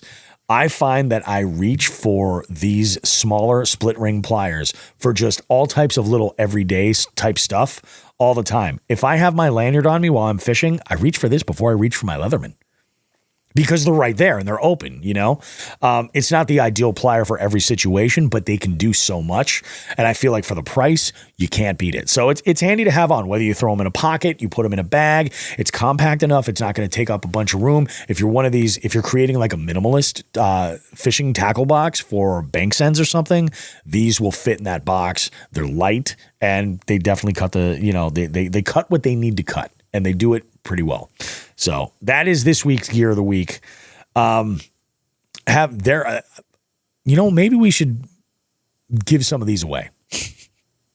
Maybe we should do that at the 200th episode. Why not? Yeah, maybe we'll do something like that because I think these are fantastic.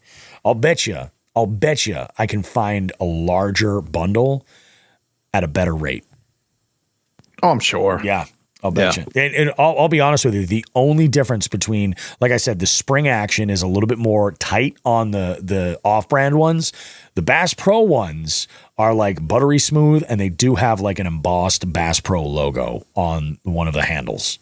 That's the only difference. And it's on the metal. It's not on the plastic. So otherwise, they're exactly the same. Yeah, good stuff, man.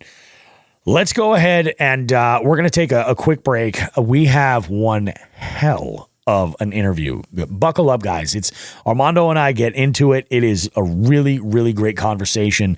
You're going to love it. Armando Sola from Bass, Kayak, and Beers in the beef seat in our next segment. We're going to wrap things up at the tail end of this. We will see you guys. Don't go too far. Much more Jigs and Bigs coming up after this. Hey guys, Bobby Roast Beef here from Jigs and Bigs. You know, if there's one thing I can't stand spending money on, it's on something that's not versatile, something that I can't get a lot of use out of. I want to talk to you about Frost Buddy. What Frost Buddy is it's one of those can coolers. I've seen these before. In fact, I have some that are limited to only fitting one specific size of can, like a standard 12-ounce can. I stumbled onto Frost Buddy, and I was blown away with it. So versatile. Fits standard cans, tall cans, slim cans, and even 12-ounce bottles. And the magic is the insert fits all of these items in various stages within the insert. And when you take that out, you can fit a full 16-ounce tall boy can. In fact, it even doubles down on being versatile with the coffee lid. And on my recent trip to Chickamauga, I had a field day with this thing. I was throwing beer cans in it. I'd have coffee in the morning. On the drive, I was throwing in all different sizes of cans for different canned coffee products to keep me awake on the long drive back. The thing was amazing. So I recommend you check out Frost Buddy. If you're in the market for either a travel cup for your coffee or a can cooler at all, either one of those, check it out. For the money, you cannot go wrong. What I've done is this. In the show notes for this podcast you're listening to right now, if you look there, you'll find a link to Frost Buddy where you can get yours. And not only can you go and get your Frost Buddy there, but you can help out the show as well. Go and visit that link in the show notes to this podcast. Check out a Frost Buddy. Tons of colors, tons of patterns, all kinds of great stuff. And it's a great spot to put your Jigs and Bigs sticker too. Take it from me, Bobby Roast Beef. You're going to get the most versatility out of this one product, probably out of anything you're ever going to buy, especially for anything that you're drinking. Frost Buddy. It works for me. I'm a happy guy.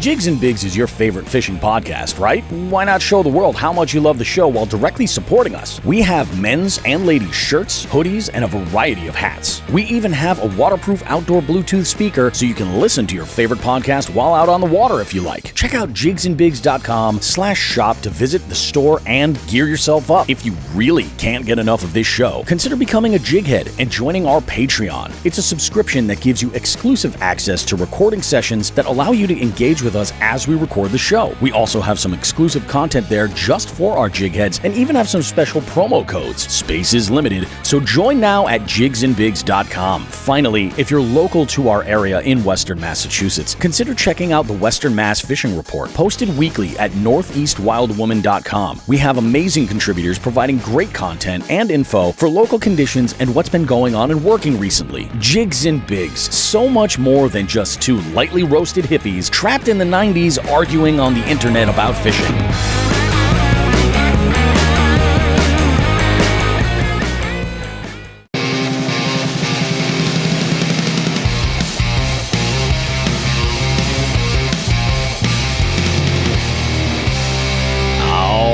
Alrighty, guys, we're back. Bobby Roast Beef with another guest in the beef seat this week, guys. This week we have the host of another fantastic fishing podcast, Bass, Kayak, and Beers. We've got Armando Sola with us. Armando, how you doing, dude? I feel like we just spoke. I know, man. And by the way, I feel great. How are you feeling, buddy? I'm doing wonderful. I'm doing actually. You know, I gotta let's be full disclosure. Yeah, I had a great day fishing yesterday, and I'm in the I don't know if you're familiar. We do a Jigs and Bigs nationwide multi-species scavenger hunt tournament, and I'm sitting in third place right now. And this is big. I don't think I've actually gotten up to this point. And this is with our brand new rules. Like, it's a true scavenger hunt this time. And I hooked into a yellow perch that when I put this fish in the net, I was like, is this a pinfish? This might be a state pinfish. And I measured, it was 2 inches short. But my God, just it was my PB yellow perch. Absolutely huge. Beautiful fish. Well, two things. Yeah. I love that. I was listening to your recent podcast, and I love. It feels like it would be, and I need to join that tournament. It feels so fun when you're talking about, I caught this flathead catfish, or I caught this pike, or this pickerel, and you get excited. Nobody what catch you got because you got points. And then I want to ask you, what do you consider perch? Because that's a topic here in Texas. Like, I know, like, white bass. That's right. Some people call it perch. I'm like, I thought perch was something different. So to you, what's a perch? So perch is, there are two primary perch species that we'll see that carry the name perch: yellow perch and white perch. Yellow perch are native to Massachusetts. They have really vibrant colors, and their body shape as they mature is pretty recognizable. Like, you'll see that and you'll say, like, okay, so that's a perch body shape. But they're also from the same family as walleye and sauger. Like, so they are their own species. But yeah, I've heard that there are some spots down south where they refer to, like, almost bait fish as just perch. Yeah, white bass and striped bass. Yep. And yellow bass. I think there's like three species of, like, what they call perch: white bass, yellow bass, and striped bass, which is not the same as stripers, by the way. And I've heard people call it perch, and I was like, I don't think that's a perch. I never thought of it as a perch. I don't know that you guys have. Yeah, I think you might have white perch down there. Maybe. We do have a little small lake. It's interesting. It's called, I forgot the name of it. Oh, crap. I forgot the name.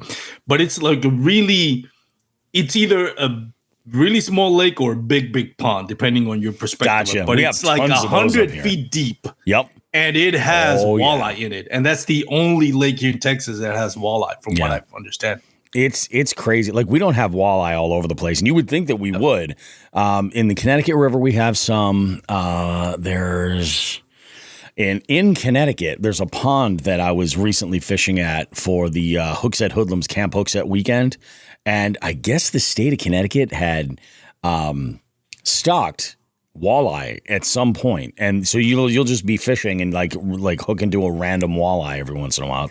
It's crazy, but it's a cool tournament idea because, like, for the season tournament angler, like, if you're out there doing, monthly online stuff, or you're doing, a local tournament trail, you're going to catch bycatch. By partnering and joining this tournament, like, that bycatch now at least serves a purpose. Instead of just wasting time, you're like, oh, wow, that's a pickerel. Well, that's a point toward this other tournament, so I guess it's not so bad, And it's, you have fun in every catch. Yeah, that's exactly what it is. And it's funny too. Like we see people just that last week of the month, they'll get unhinged looking for like a 6-inch bluegill. Treasure hunt. Yeah, that's exactly what it is. And you'll see people, we'll talk back and forth. Like I get DMs constantly from the folks that enter. And I'd like to actually see this tournament grow to like where we have hundreds of anglers doing this. And who knows where it go from there. But it's a ton of fun. It is so much fun. But I had a great day yesterday. So I'm feeling fantastic. I woke up this morning and I was like, there's a little extra spring in my step today. I don't know what it is. I think it's that third place. It's a great feeling. It really is. Yeah, I'm going out tomorrow, and I'm actually fishing with an old friend of mine from like middle school, like years and years and years ago. We lost touch in high school, and then reconnected. We bumped into one another, later in life, after kids, after marriage, the whole nine, and everything else. And he started listening to this show about a year ago, and I saw him at an event that I was doing last weekend, and he says, he's like, yeah, we got to get out and fish, man. He's like, I've been listening to Jigs and Bigs every week since I saw you at that sportsman show. And I'm like, oh, really? No kidding, man. That's awesome. And we're talking, so I'm going to try and get him on some fish, and he wants to learn some of the stuff that I've learned along my way. So I'm glad to teach. But this isn't about me and how good I feel or anything like that. Let's talk about you, man.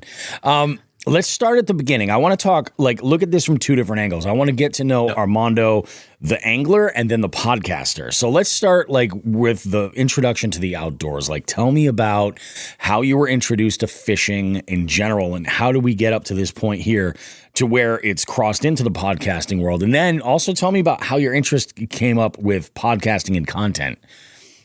So fishing, first of all, thank you for the opportunity to be here. I'm honored. I love your podcast, and it's an honor to be here. So when I started fishing, it is kind of like a core memory. I don't even remember this, but my mom would if you ask my mom right now, when did Armando started getting interested in fishing, she would say that when I got my first tackle box and my first rod, I would get up on Sunday mornings before everybody else in the house, and I would turn in, I think it was ESPN, but as soon as my dad got cable TV, which was somewhere in the early 80s, I would fall in love watching bass fishing shows and outdoor shows. So I don't even remember this, but she would say that I would get up, grab my rod, grab my tackle, sit on the floor in front of the couch, and watch fishing shows. And I don't even remember what fishing shows. So I don't know if it was Bassmasters tournaments. I don't know if it was Roland Martin. I don't know if it was Bill Dance. But I knew I loved it. And my dad would take me fishing with him every now and then. My dad was really busy, man, and we didn't got to spend as much time as I would have, as we both would have wanted when I was young, but we still took time to go fishing. Now, none of us knew what we were doing. Of course. I would literally go to the lake, dig a hole, look for worms, put in a hook, and cast it out there. There were times where before I even got a rod, it was crazy. I would go to, if we were, I lived in Puerto Rico. I grew up in Puerto Rico till I was in my late 30s. Even when we're going to the beach surf casting or to a lake, I would even look for lines, wrap it around a aluminum can, and just chuck it out there. That's how much I loved it until my dad got me a rod and a reel and a tackle box. So it was just, even before I can remember, I loved this sport. Now, growing up, life gets in the way, I kind of lost connection with my dad. I don't know if it was just the teenage thing going on. Sure. All that.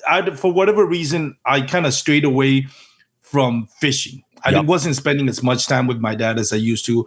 But growing up in Puerto Rico, the ocean water is always around you. I was either you doing surfing or bodyboarding or anything that's related to water. And I kind of left kayak fishing in the background. I did a lot of scuba diving. So even though I wasn't fishing, I was still involved with water sports. Yeah, gotcha. So in my late 30s, when I had to move to Texas due to work because the economy in Puerto Rico, I one thing that I always was interested in Texas, I remember from those core memories, knowing that Texas was bass capital of the world, the United States. So I was always curious to going out fishing. I'm making this story, I know, a little bit longer than it should, but no worries. I came with a lot of debt from Puerto Rico because I was struggling to make ends meet. And I was like, I need to kind of like get back on track financially before I can pick up hobbies and all that. And once I kind of did, I was like, I need to try bass fishing. And a good buddy of mine, which I'm close friends with, he had 2 Pelican kayaks sitting on his backyard. He's like, well, why don't you go kayak fishing with me? I'm like, really? I'm like, never done that before. Yeah. So I went to Bass Pro Shop, bought a spinning rod. I hook up into this monster bass, which eventually came off. But, I was in a little like 8-foot sit-in kayak. And that thing took me for a sleigh ride. Yeah. That thing, like, I was like, oh my God, all those core memories all of a sudden kind of exploded to the surface. Yep. And I was like, I'm doing this. I got home and I told my wife, I'm calling my buddy. He has a pickup. We're going to go pick up a kayak right now at Bass Pro Shop. Yeah. So I pick up at a certain 12T. Beautiful. My wife was super supportive. She's like, all right, that's what you want to do. Let's do it. And we were buying it. And that kayak was like $700. I bought some rods, reel. And she was like, this better be for life. Yeah. Like, you're not going to tell me a year from now you got bored of this. I'm like, oh, I won't. And from that point on, I've just been, kayak fishing for the last 4 or 5 years. And I've been obsessed with it. That's awesome, man. That is awesome. It's amazing how it works like that too. Like you put yourself on a small vessel. When it comes to kayak fishing specifically, more than anything else, as an angler, when you're on the bank, you're like you're dealt whatever card you got to play whatever cards you're dealt. Yeah. You know what I mean? And you spend so much time thinking about like if I could just get off this bank and and move around and reposition stuff. And then you hook into, especially when you're in like the lightest of light kayaks, and then you hook into a decent fish and you're like, oh, wow, you're feeling the force. Even if they're not towing you around, you still feel the force of that fish and it maneuvers the boat and changes your position. You're like, wow, this is a whole other animal. Like this really is kind of it's gone from 10 to 11, Yeah.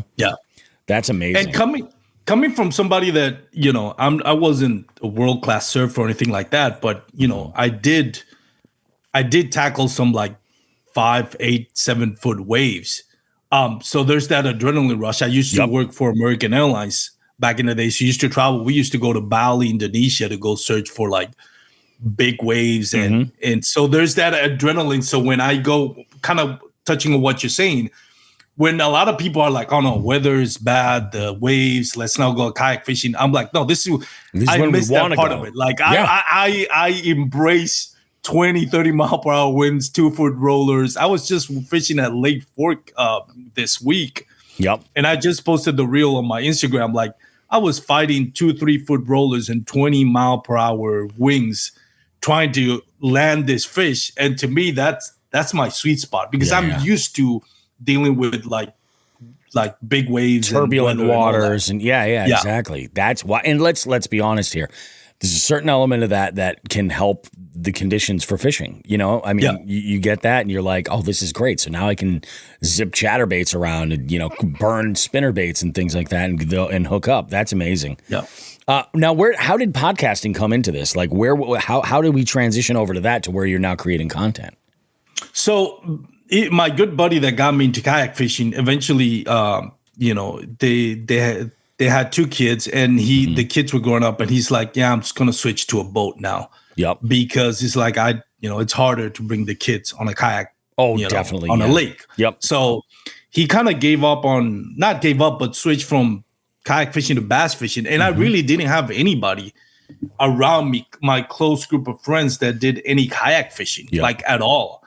And I struggled to learn. Even my buddy that we got into kayak fishing, he was like searching for like white bass, catch and cook. So he wasn't really bass fishing. Yeah. Bass, catching a bass was like, well, you're targeting white bass, sometimes you get a bass in it, hooked up. So it was hard for me to learn. And one of the things that I love about bass fishing, and there's this reel that's been circulating a couple of months ago about this actor, the guy from Terminator.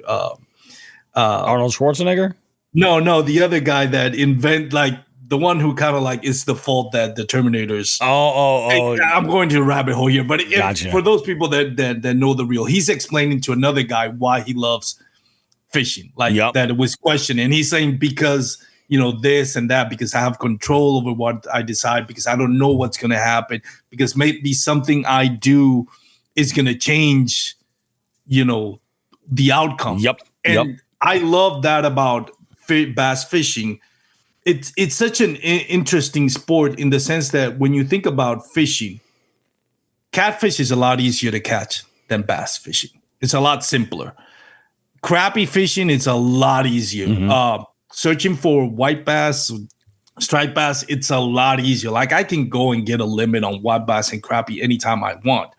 You can use live baits and catch bass, but for whatever reason, bass fishing we're going to look for the hardest fish to catch.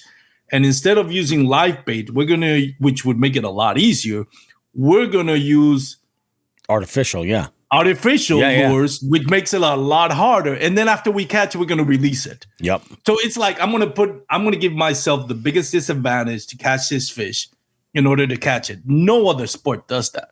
When you think about it, it's kind of crazy. Like there's a lot easier ways to do this, but we decide that we want to put it as hard as possible for us to catch fish and then feel that adrenaline and that sense of accomplishment when we do. And it's so you have to learn. Fish get adapt to changing conditions. I'll give you an example. When I used to throw a chatterbait, the jackhammer came out. Dude, it was a cheat code.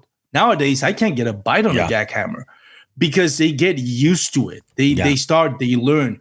So in order for me to learn, I thought, let me start a podcast and maybe I can get people to come on and talk to it about it. It was nothing about getting popular. It was nothing about getting content. It was nothing about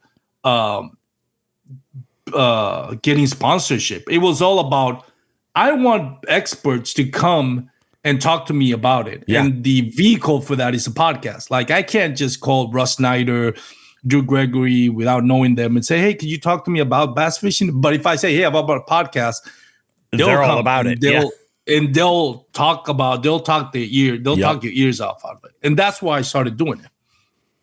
That's awesome. And it's grown since that. Now it's more like I want to grow the sport, but at the same time, keep growing as an angler. Yeah, of course. Well, the two things I think go together because like when I started Jigs and Bigs, it was kind of the same thing. There was a total like selfish element there.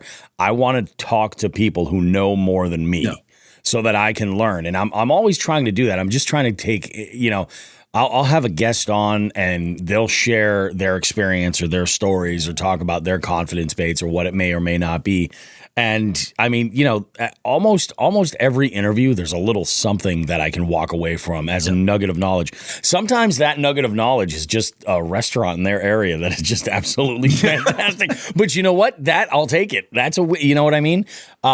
And I think that's the thing too, about fishing is like a huge part of that is the camaraderie, the community of anglers, and it's my favorite part. So we'll just go right into this question here. With that said, if you could go out and fish with 3 people you've never fished with before, they could be living or dead celebrities, they could be average Joes, they could be listeners of your show. Who is it you'd want to go with? What's your top 3 look like? Damn, you had to ask me that. Now I have to think about that. Wow. I have a way with this. Man, 3 people that I would go with. So I either living or dead or... Yeah, anyway. Oh, man. God, you got me there. I'm trying to think of something quick so I won't make this awkward. It's okay. I'll buy you some time because we've had people come in and they say things. They're just like, oh yeah, I'd love to fish with, my grandfather just so I could show him all the things that I've learned and see how he would do, ripping around a jackhammer, something like that. And it's wild. Everybody's got something. A lot of people will say like The Rock. You know, they're like, oh, I want to fish with The Rock at his private ponds. And then, you know, I've never been one to glee over stardom. Like I guess I would give my dad credit for that. He's always like, they poop and pee just like everybody. You never, yeah, it's like, don't follow. Yep. It's like appreciate for who they are, but understand they have a private life and they may not be the persons you want to hang out. Like I'm going down the rabbit hole here, but I've never been like attracted to like stardom. Even working at the airport where sometimes they were like, hey, could you escort this person? Like I work with people like one day I had to escort my air carry and hang out with her for like an hour because her flight was delayed and they wanted somebody who representative for the airline. And I was like, yeah, that's cool. And I said, can you get her autograph? I'm like, no. Not all heroes wear capes. Yeah, exactly. So anyways, I guess, you know, one of it was my dad just because he got me into it. Yeah. And I think he would love it. And he's still with us, thank God. He lives in Puerto Rico. So I need to find time for, you know, travel over there and maybe get him on a kayak. The only thing is I don't have a kayak over there. Yep. But anyways, I would love to with my wife. I would with my dad. I'm sorry. Mm-hmm. I think I'm trying to think somebody. Oh man, somebody that you know, I would love to fish with Mike Iaconelli just because I think he's fun. Mm-hmm. So like his emotions are raw. Oh yeah, he is a lot of fun.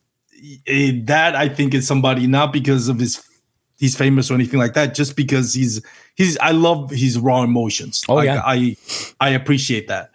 And one more person, man. I don't know, man. Like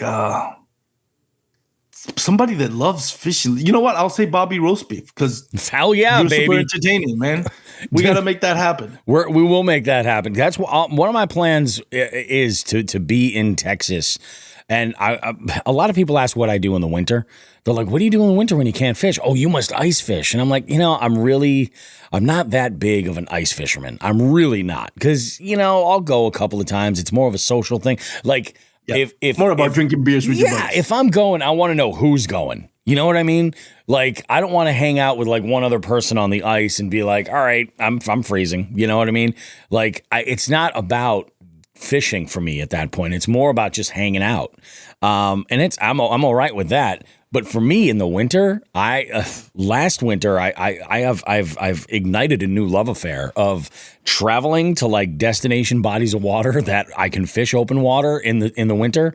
But you know, go with a guide. Go and get that experience. I did it in Chickamauga, and Texas is 100% on the agenda. Texas, Louisiana, Florida, all on the agenda. California, love to. So we'll set that up. We'll make it happen. Definitely. You know, it'll be a journey because I'm going to overland it the whole way there. You know, but it'll be pretty amazing. You know, yeah, I'm all about it, and I love the way like you said, oh yeah, I was over at Lake Fork. You know, and I'm like, man, you know, I mean, we have, you know, great fisheries. Yeah, the Susky close to you, right? How far away is what's that, like 5 or 6 hours away from us? And then we've got Champlain, which is about 5 hours away. So, I mean, we've got water that's nearby that's pretty fantastic. Hey, now that you mention it, I should have mentioned this. This is who I would add to my list. My uncle, he lives in Connecticut. He lives in Meriden, Connecticut. Oh, really? I used to go when I used to visit him in Connecticut when I was a teenager. He would take me bass fishing with him, and I completely forgot about that. No kidding. It's kind of what a small world. I'm friends actually with a few cops from Meriden. Oh, yeah? I do. Yeah, they probably know my uncle, but for the wrong reason. Maybe. Oh my God. Yeah, it's wild, man. And the camaraderie in the community with fishing is, I think it's the most sacred thing after that initial connection with nature. Like just yesterday I was driving out to the Berkshires, and the Berkshires is a part of Massachusetts that it sits at a higher elevation. You know, in Massachusetts, you get the colder temperatures coming faster out there than they do at the coast. So, like, you've got this beautiful fall foliage this time of year. The air is crisp. Like, you know, when you start going up in those mountains, you see these pockets of fog just kind of like hanging in the mountains. And it's just absolutely amazing. I got up to this body of water, and I'm just like, it was like glass. you know? And so as I'm tying a popper on, because you got to, I'm tying a popper on, and I'm looking at this lake, and I'm like, I'm talking to the guy that's you know, parking his trailer next to me, and I'm just like, you can't beat this, dude. You can't beat it. And I was there with a purpose, you know, to get points for the tournament, but like just being in that setting at that time, like I swear it just does something good for my blood pressure, you know? And Lord knows I could use it. So and that's actually scientifically proven. Yeah. Like if you, it is. If you, I think my dad, you know, had high blood pressure. One of the things the doctor recommended is like have an aquarium in your house. You're not going to be, you know, going to the beach or the lake, have an aquarium. We used to have an aquarium in our house when I was young. So it is scientifically proven to that it lowers your blood pressure. And for me, being now in almost 50, I don't search the adrenaline of surfing waves, but it's the tranquility. It's just my wife asking me, why are you getting up at 4 a.m? Because there's something about being on the water, even if you're not. It's not that the bite is better, which is part of it, if I'm being honest. Yeah. But other than hooking up into a big bass in the morning, there's something about being in the lake. The sun is coming up, and you see a deer walking around, you know, at the edge of the water, or actually swimming from one side to the other. Oh yeah. There's some mystique about that you're like, man, this beats sitting at an office. And you know, any day. There's something to be said too. I think that people love sunrise and sunsets because you get the most dramatic effects of time in nature during those times. So as you've got the transition from the night into day, you know, there's so much that you see, the shadows changing, like all of this is crazy. You realize that you're in a wild, you know, little pocket that you're trying to trick wild animals to eat little pieces of plastic. Yeah. It's bananas the way that we do this, but we do. And we love it. And there's a $1 billion industry behind it. That's just like, oh, hey, this is fantastic. Oh my goodness. This is a question I could only ask another podcaster. What's your like short list of favorite interviews you've ever done? Like, who are some guests that you're like, they left you hanging? You were like, yes, I want to talk to them again. Like they were just that engaging. Not because you're here, but I had you on my podcast. Yeah, I thought your personality is like, man, this is the easiest podcast I've ever had. Yeah. Just because of your experience and your personality. Thank you. You know, anybody that listens to your podcast knows your personality is the main attraction when you're listening to Jigs and Bigs, where mine is like, I need a guest. I wish I had that Bobby roast beef personality. So having you, and I'm not saying it because I'm on your podcast right now, but that was the easiest podcast. Yep. It's funny because after we recorded, it was supposed to be a live show, but I was going on vacation. So I was like, okay, I'll upload it as a pre-recorded live show. And the StreamYard wouldn't let me because it's like the file is too big. And I'm like, oh my God, I almost talked to Bobby for 3 hours. Yeah. And I felt like I only talked to him 30 minutes. That's how enjoyable it was. So That's instead awesome, of, man. I couldn't upload it as a live show.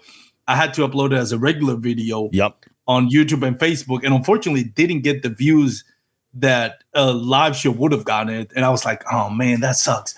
But to the point is, it was so enjoyable that to this day, it has to be the longest running show that I've done. And it's because, you know, that personality of that shines and helps you kind of navigate as a host. But other than you, I've had some interesting.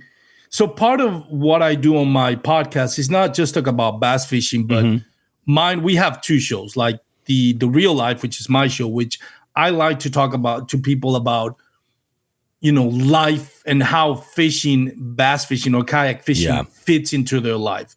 So I've had, you know, Bobby Big Gun Morris. He's from Florida. Okay. He talked about his selling everything to help his wife recover from cancer.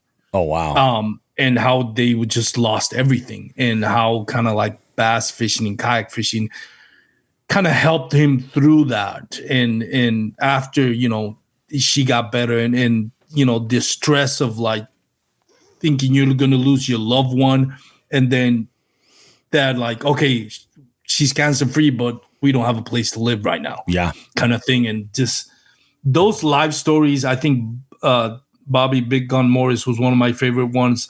Matt Souders from the Catch podcast talking about dealing with PTSD. I've had a lot of armed forces. Oh my God, I can't speak English. Armed forces veterans. There we go. That on my podcast that have dealt through or gone through some of the worst things that you and I. Well, I don't know if you served in the military, but I haven't. So that I've never experienced. Yeah, absolutely. And how bass fishing kind of helped them. The other one was, oh my God, I forgot the name. We called him Slim. That's why I forget the name, because we always call him Slim. He went from parachuting in the middle of the first Desert Storm war. Oh, wow. Okay. And his job is to parachute, take care of the enemy, and find your way back. And how do you go from that to the life of a civilian? Everyday life. Yeah, that's that. Yeah. And he was being honest about, how he would steal money from his family, how he ended up being a drug addict and living homeless underneath the bridge. Yep. To now having his own son and, fighting those demons, and how fishing and bass fishing and kayak fishing helped him through that. That story not only helped me put things in perspective, I had a lot of feedback about it. Yeah. People that have gone through that. Matt Souders episode, I had people, that suffer from PTSD message me and thank me about those episodes. So for me, knowing that this episode is helping other people in life and dealing with other things that dealing with their own demons, that's to me is the most satisfaction that I get from doing the podcast, honestly. And I'd never in my wildest dream thought that I would have those episodes. Yeah. Like it was kind of like a side effect. And I was like, oh man, to know that I can, not me, but bring in somebody that's gone through stuff like that and make a difference in a second or third person's life that's listening to the podcast. For sure. I think it's very gratifying. Yeah. I have to put it as my favorite ones. No, that's huge, man. And it's funny because it's like, so both Sean and Joe Brown, they're both vets. They're both Air Force vets. And I realized that like that's very common where you have a lot of veterans that will utilize the outdoors, not even just fishing. It could be hiking, it could be hunting, it could be a variety of different things. They'll utilize that almost as like a cathartic way to sort of process that transition from, service to doing, civilian life, everyday life. And, it's different for everybody, obviously, but like you had mentioned with this one gentleman and what he's dealing with, that's a reality.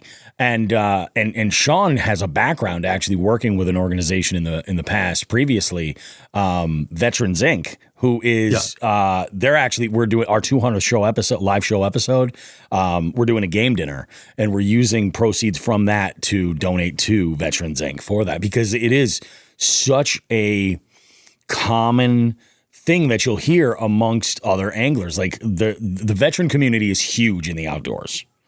And then you factor into that like the outdoors can be a great way to sort of like step out of real life or get a little bit of sort of just like me time, if nothing else. Like me time goes a long way.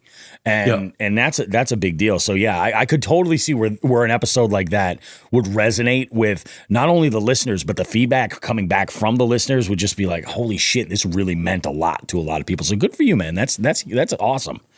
That's really awesome. Yeah. Yeah. And thank you to my guests for that. Like, yeah. Oh, absolutely. I mean, they're the stars on that aspect. And, it's funny. Like, I feel like in a way, like having the guests on our shows, like I try to say this to every single every single client I work for as far as like weddings or anything like that. I tell them, I go, listen, I can play the best songs and I can do the best mixes and I can do everything else. But I go, ultimately, you guys are the rock stars. I'm just the backing band. Think about it like that. And that's how we work together to get the best experience for them, the best event that they can have. And I feel like when it comes to doing like interviews, like allowing the sort of the flavor or the vibe of a specific segment can change so much on the guest when you give them that. I think having guests on the show adds a whole lot of depth, you know? Yeah. It's one thing to just sit there and talk about like tackle or tips or, learning different techniques or something like that. There's value there for sure. Absolutely there is. But like when you can bring somebody else into the mix and they can offer a different perspective or even just a different conversation, it's like a breath of fresh air. It's part of the reason why I like to incorporate like what I would consider fishing adjacent stuff on this show. Like I try to incorporate a lot of overlanding stuff. Mainly because I do see some parallel lines, like tournament anglers that are all over the country. Like that's perfect for them. You know, it's expensive, but it's perfect for them to kind of get started.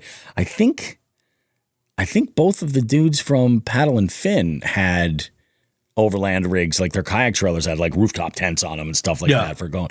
And it's like, that's a no brainer, you know? So I think that's the whole thing. And like even it ties back to the fishing community. I feel like there are so many relatable topics in and around the outdoors, just in general, that the conversation is never going to end. It's just, different folks that come in here. That's huge. Let's talk about your specific fishing preferences. What's your short list of like baits look like for like, if you're out, like whether it's new water or it's just a really tough day and you need to get bit, what's that short list of baits that you're going to reach for to throw to get it done?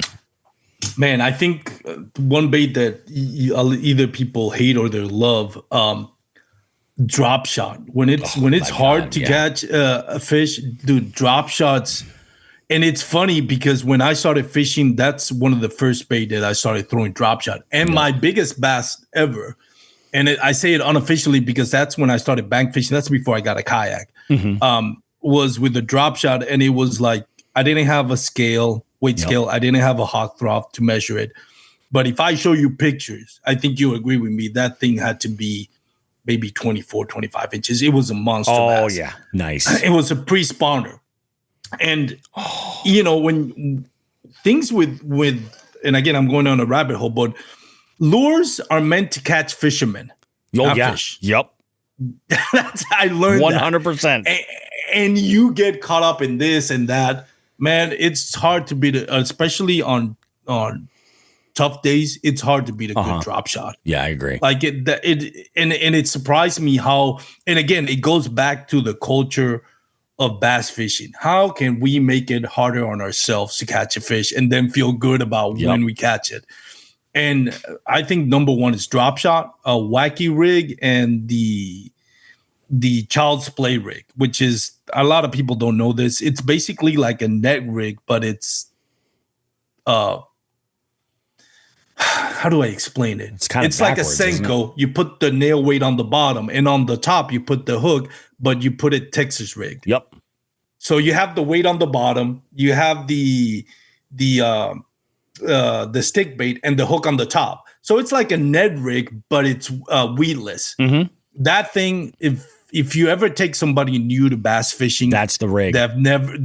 Haven't never even cast a spinning reel, give him that. It's almost guaranteed you're going to catch a fish. Yeah. Yeah. It's crazy how easy it is to catch a fish with that. I've used that rig before when I first started throwing Neds, open hook Neds. And I was like, you know what's funny? I do find recently I'm leaning now more toward open hook Neds. I've just been using them for like really small swim baits. Even dragging them on the bottom, something like that. That's actually how I landed that perch yesterday. Was on one of those. But it's funny. Like when I first started throwing nets, I was like, I got to figure out a way to do this. And I happen to have in my terminal tackle box really small, like size 1 EWG hooks, like really really small EWG hooks. And I found that rig and I set that up, and you're right. It'll change your idea about fishing a Ned because it's the same sort of idea. It's entirely weedless. I do like an EWG Ned. I'm probably never going to not have those on hand because they work great. They come in clutch in a lot of different ways. But you mentioned drop shots, and so I have been fishing a drop shot since about 2019. And I really, in fact, for quite a while, my PB came from a catch on a drop shot. And Sean the Fisherman famously hates throwing drop shots, but this year has seen some major success. Adjusting and dialing it in, and although begrudgingly he put it together and is killing it on a drop shot. Like, we'll go out. That used to be the rig that I would throw and feel really good about myself catching some fish on it, and then Sean goes and he starts doing it. He just starts absolutely killing it. But recently, on an episode of Tackle Talk, Andrew Hayes had Dave Mercer on the show. I don't know if you've heard the show yet. Yeah, they just came out. Yeah. I haven't heard it, but I'm dying to hear that show. I'm going to spoil one little thing for you. So Dave Mercer has recorded more footage of bass underwater than probably most anybody else in the world. And he says on there, and it makes if nothing else, if you like it, listeners everywhere, All of you that are listening right now, let's pay attention to the voice. Dave Mercer says, you would be amazed at the time that bass are biting your drop shot weight. You're not missing a hook set. They're just morons and they're biting your weight. That's not a missed strike. That makes me feel so much better. And also makes me think it's time to make the overall switch full time to the high-low rig. Yeah. 100%. Yeah, that I've never done it.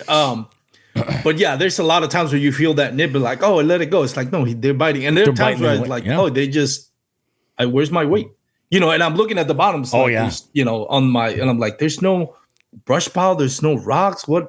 How did I lose my weight? And they'll bite on the, so that high-low drop shot, that's it. I've never tried it, but I have to start trying it. Yeah, it's interesting. And I'll tell you, like an EWG net at the bottom is great for it.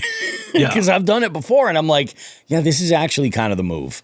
Because it'll put a bait in two different areas and you're like, okay, look, if you're going to bite the weight, let's throw a hook on it. Come on, Like they'll bite the weight with nothing else on it. Because that weight, especially if you have tungsten, now it's hitting that little pebble. Mm-hmm. It makes this sound. Yep. And a lot of times what that clicking sound mimics a crawfish fleeing away. So you see a crawfish, when they flee away from the bass, they'll snap their tail, and that snap creates a clicking sound. So that tungsten hitting the gravel mimics that clicking sound. A lot of times that's what they'll go at because they hear that clicking sound. They dial into the sound. Triggers the bite. Yeah. That's good that's really good to know. Interesting. I like it. Man. Let's talk let's shift this one over because it was bound to happen.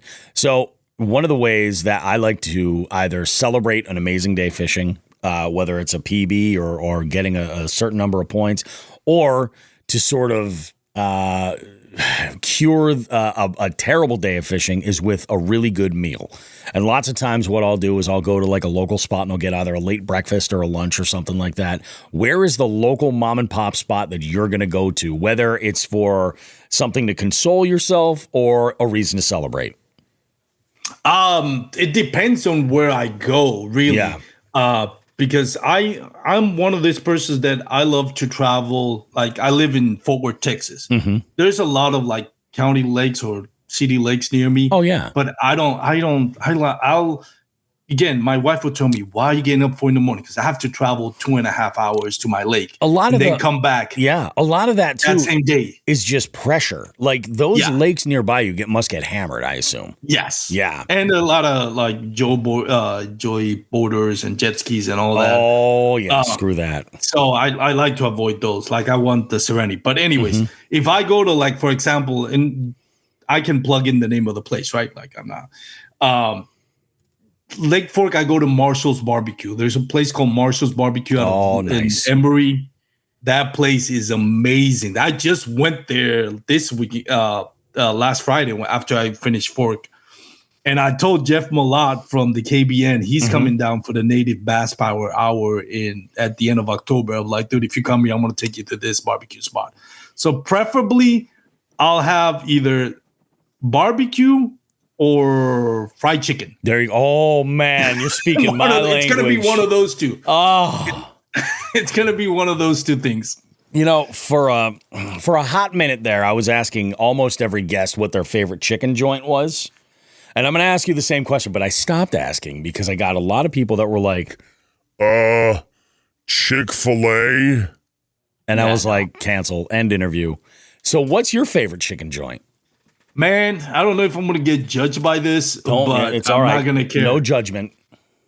Here in Texas, I don't know if it's like, keep in mind, I've only lived in Texas when it comes to living in the continental U.S. Yep. So I don't know if this is wide all around the states or just in Texas, but not Chick-fil-A, Chicken Express. Oh, Chicken Express, huh? It is really good. And the thing about it is they'll serve you more. Like if you ask for a 4 count, yep, they'll give you like a 5, 6, 7 count. Really? And it is really good. It is really, really good. Now you have to time it right. If you go too far off after lunch and too early for dinner, you're gonna get the chicken that's been sitting there on the hot lamp for a while. You have to go right at lunch or right at dinner. So I sometimes, if I'm having a tough day and I cut my losses short, and it's that 4 o'clock, then I'm not gonna stop. No, exactly. If it's exactly. You got to go time it just right. That makes sense. It's so funny that you say that too, because we had Alex Rudd on an episode, and I asked him this question because he's in Tennessee. I mean, that's like he's in that central part of the country where it's like fried chicken is like real, like it's serious business. And he said a magic word that I related with immediately because it's my first place to go to, except for when I'm in Atlanta, and you'll understand why. Bojangles.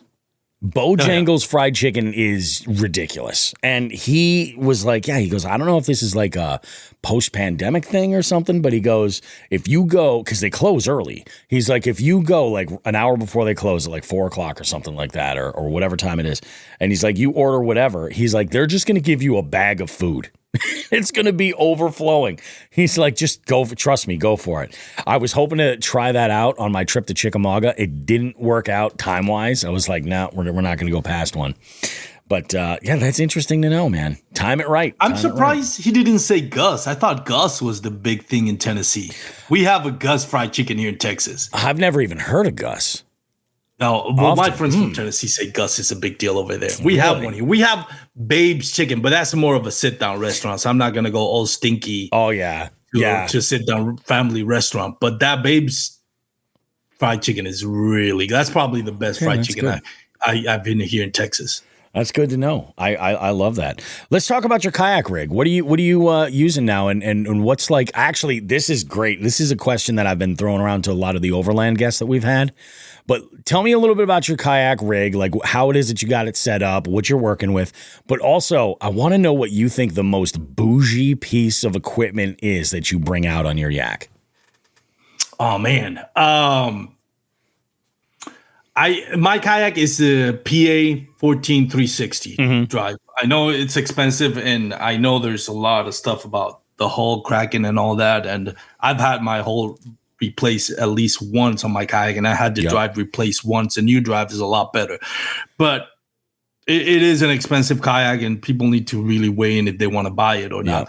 But that 360 drive, like we were talking about, I just posted a reel on it, and I posted on the caption, this is what I love about it, is I can handle 2 or 3 foot rollers and 25 mile per hour winds and still be able to land a fish without having to worry about tipping over or trying or not, blowing myself up in the bank or against a rock or timber. Yeah. Because I can turn on a dime with that 360 drive, and that really helps out where when you got wind coming at you, hitting you from the side, just a little turn of the lever, you're just pointing at the wind. And now that to me is a most overused word in fishing, in kayak bass fishing, but it is a game changer. Yeah. Being able to do that.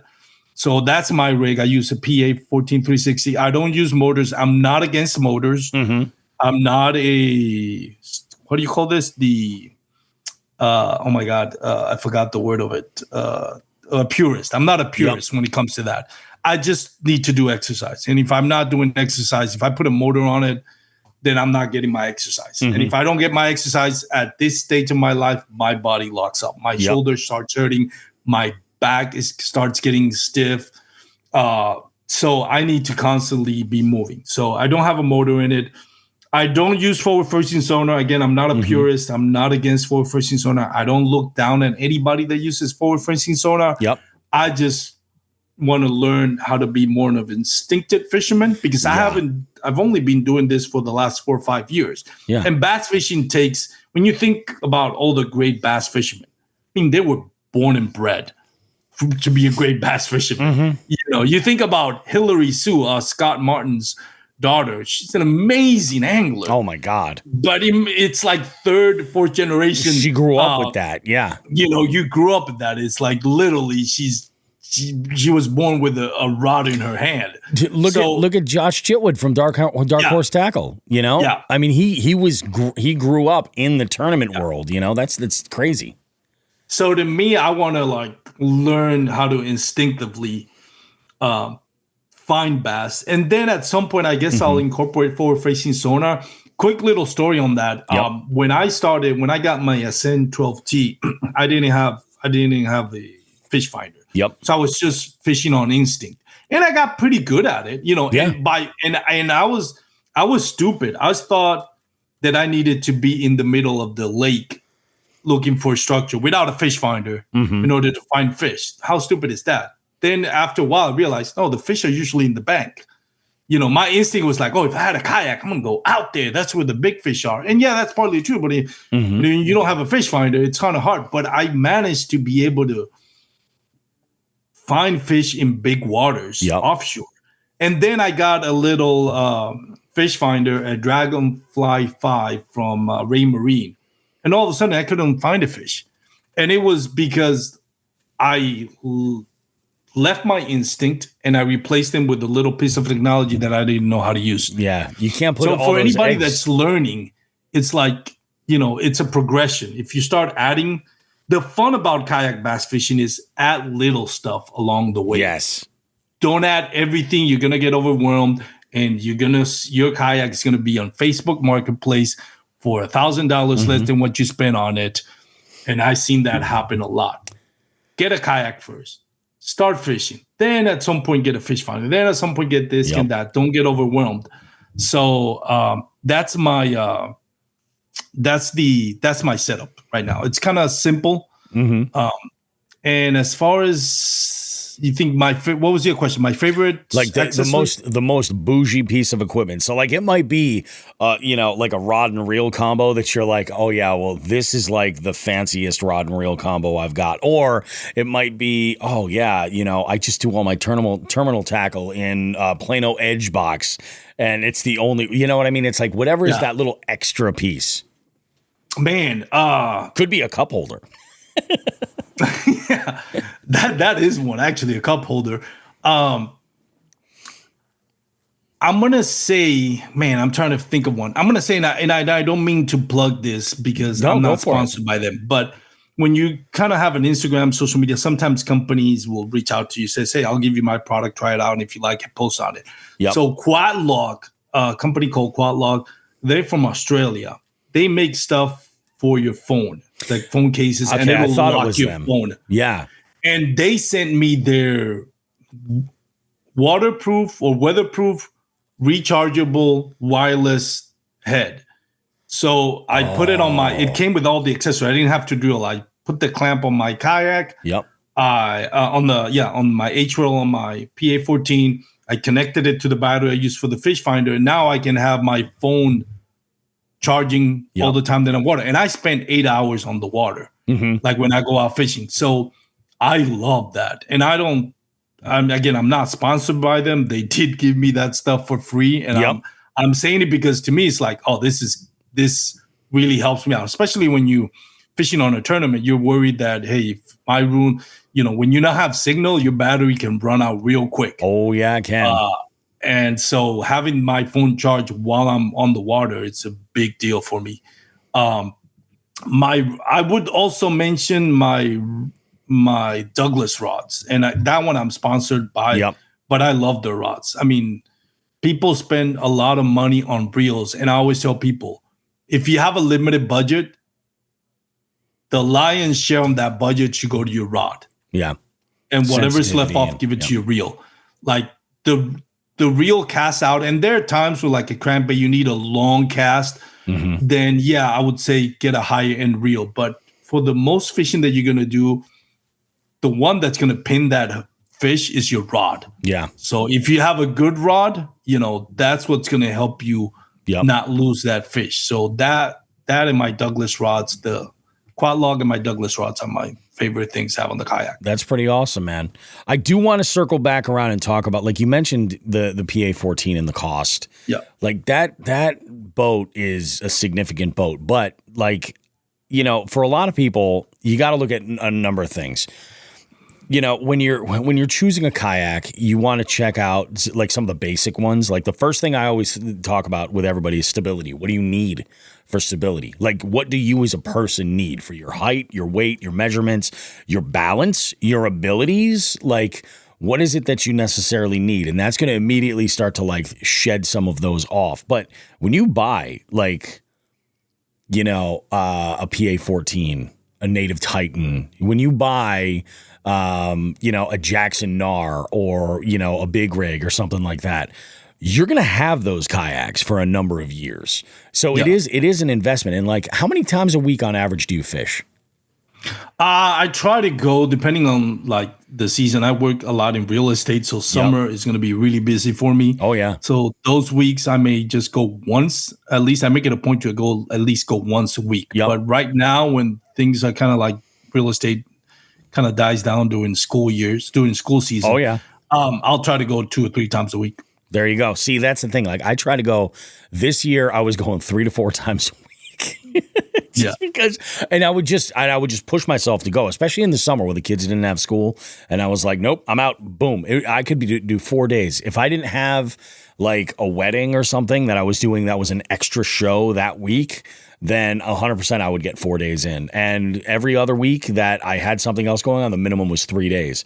Now I'm still holding up to 3 days a week, which is awesome. I love that. I love the fact that I can get out that often, but I'm getting the use out of my kayak. I was having a conversation with a buddy of mine. This is last Friday night. I had gone fishing in the morning and brought my kayak out on a small river that I had, I should say, a little personal vendetta with. And I conquered it. You know, which was good. So I got off the water that afternoon and I felt great. Got home and I met my buddy and we were just going to bank fish at this college campus we fish at quite often. And he got there crazy late. It was already dark. We fished for an hour. We couldn't get a bite. I said, let's go get some beers and wings. We'll get to beers in a moment too. And we're talking about kayaks and he goes, you realize I've only been out in my kayak 3 times this year? And I was like, are you kidding me? Are you serious? Are you kidding me? And he goes, yeah. I go, I've been out 3 times this week. That's insane. and he's like, yeah. He goes, I can't find the time. And I'm like, you can always make the time. You can always make, I get it. Like it's different. The priorities are different for different folks, but like you can make it work, you know? But again, like that's not somebody that is a person that's going to run out and buy like a top of the line kayak necessarily. But if you're into it, like the way that you're into it, that money is an investment. You know, it truly is. And like getting the right kayak, I think, is more important than anything else. So like just recently, Sean the Fisherman had acquired a couple of native kayaks that aren't made anymore. They're not part of the product line any longer. And he was basically looking for like a pedal drive in the Native Ultimate style. And they fit his style of fishing so perfectly that it's a no-brainer that he'd be utilizing those at the majority of the time. And I think that that for most people, like getting and choosing the right boat is a huge deal. Don't be afraid of the price. Like know that like, yeah, you're going to, and the nice thing is like with a Hobie, like you talked about the cracked hull and the drive issues and stuff, their warranty stuff is fantastic. You know, just don't void the warranty codes. Don't drill any holes into it. You know what I mean? Like have a shop do what they have to do to make sure it's not going to void any warranty. And you're going to be good. It's something that you're going to last. I did was it a pro angler? I think it was a pro angler that I tried, and I loved it. My only issue with it was it wasn't a 360 at the time. My only issue with the pro angler was just the drive. I didn't like the drive. I didn't like that back and forth motion versus the cycling motion. Yeah. Like that. And, you know, I'm a big guy. Like a recumbent bike is a good thing for me. Like that style just works great. But yeah, these are investments. Like you'll have these for the next decade. You know, if you do it the right way, and you know, I mean, you don't need necessarily forward facing sonar. What's your tournament experience been? Oh, I love it. Yeah. And that's one of the things I wanted to touch on. You know, when people are, if you're anybody that's interested in kayak bass fishing or kayak fishing in general, do research.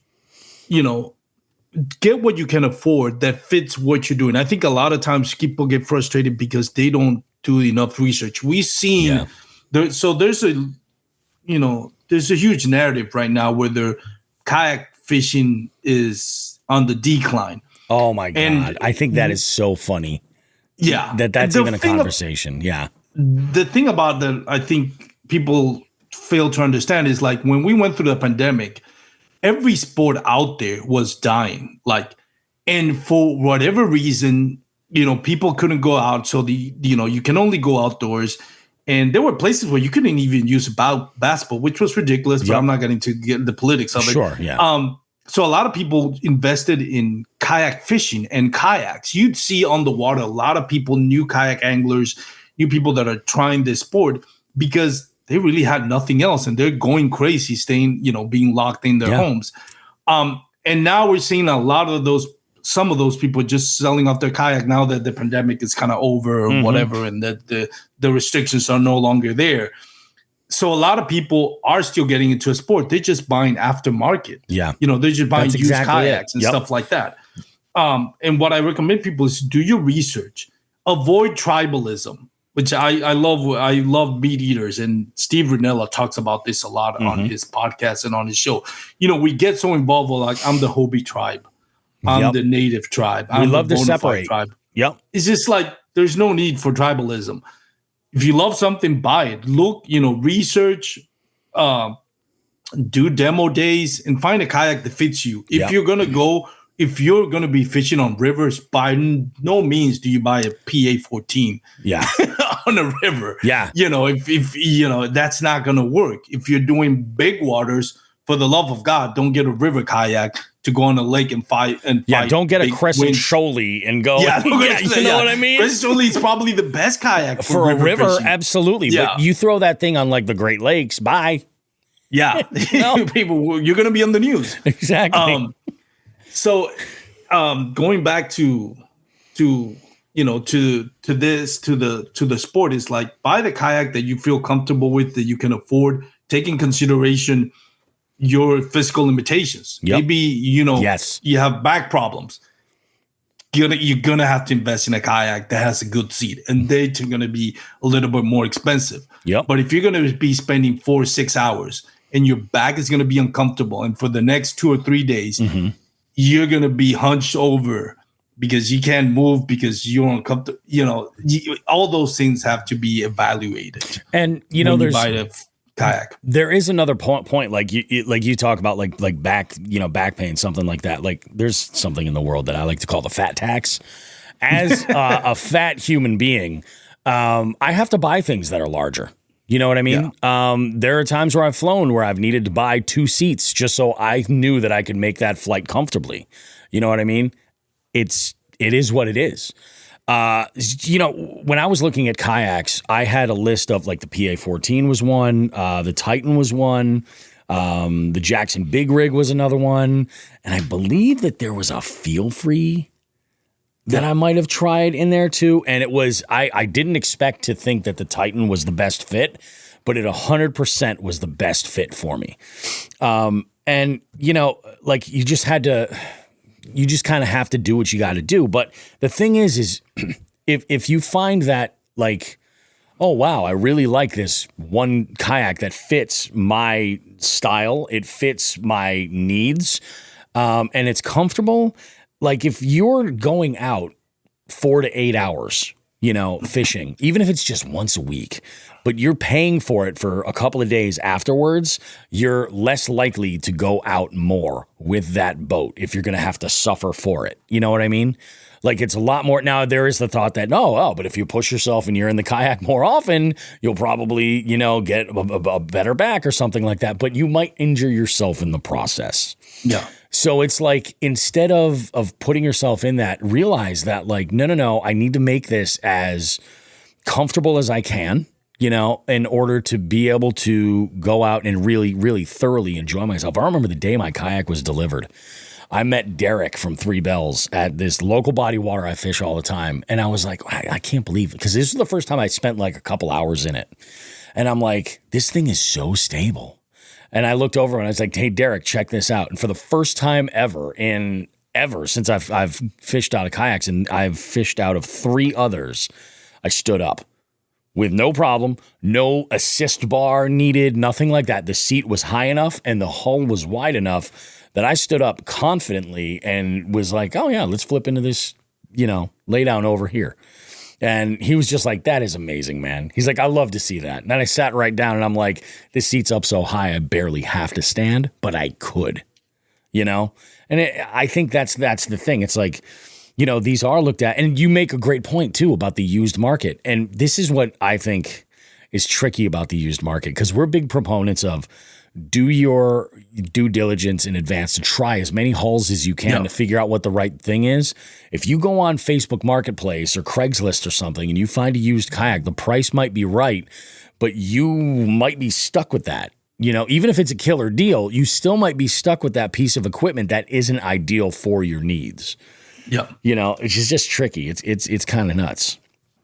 And also, like, I think a lot of people get sucked into content creators that do reviews. If the content creator that you're watching that's reviewing a kayak is sponsored by that kayak, whether it's Hobie, whether it's native, take it with a grain of salt, because obviously you're getting paid, you're getting something, you're going to say they may not be lying, but they may gloss over or overlook the things that are wrong with it, but I'm not going to mention it because I'm being sponsored. And I'm not accusing anybody of being falsehood, but each one of us, when you have a sponsorship, you're not going to see what's wrong with that sponsor or that product.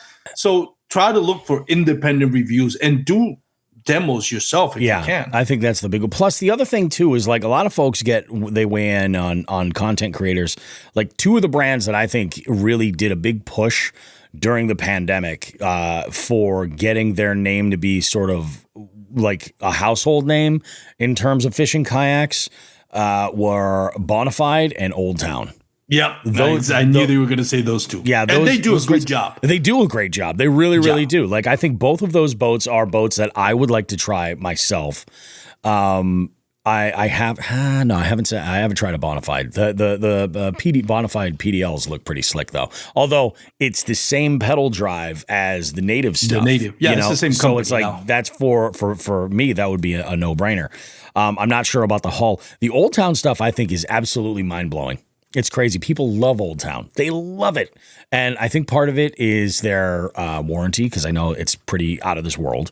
And their power kayaks got a lot of push promotionally in that influencer space during the pandemic. But the one thing that I know that I do want to throw in there too, a lot of these like content creators, and this isn't like a smack to them because who the hell am I? But like when a company like Old Town or Bonafide reaches out and they say, hey, try our product, give it a shot, and they're giving feedback about that product, do they have the experience with other products to be able to make comparisons to that? Or is it just a blind sort of bit of feedback, initial review, like, oh, this thing is awesome. It's so stable. The seat's really comfortable and this is fantastic. And then maybe you don't see them in it for a while, or maybe that's not their style of fishing or something like that. So it's like, you got to take all of those reviews and all that insight. Now, if you put somebody in there like, I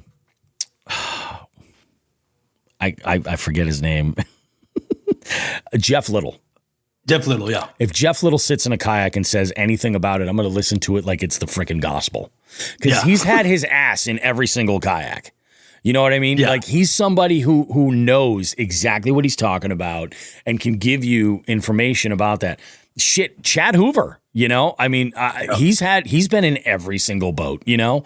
But like when you've got like a content creator that's like doing grocery store challenges or Walmart challenges or something like that, and they've got an Old Town kayak and they're trying it, it's like, well, if that's the first fishing kayak they've ever been in, it's going to blow their mind.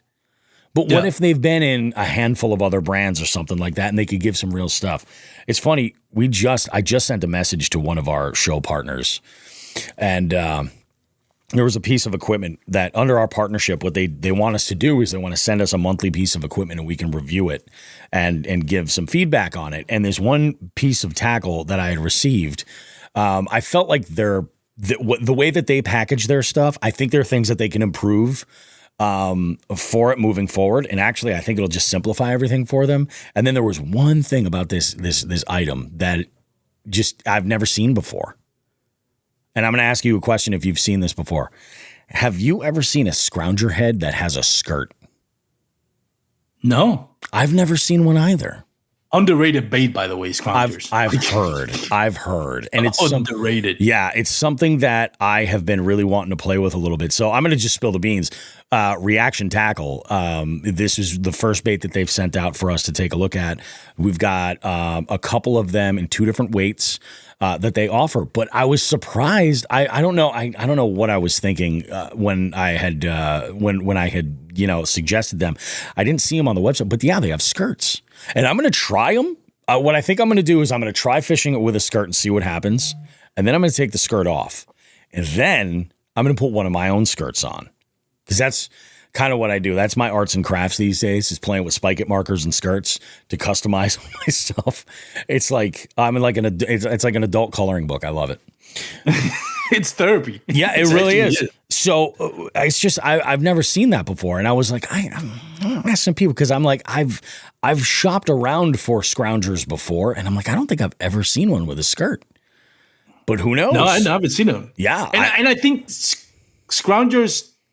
I'm gonna make a bold prediction. I think they're about to blow up because with now the swim bait craze that's going on. Oh my God, yes.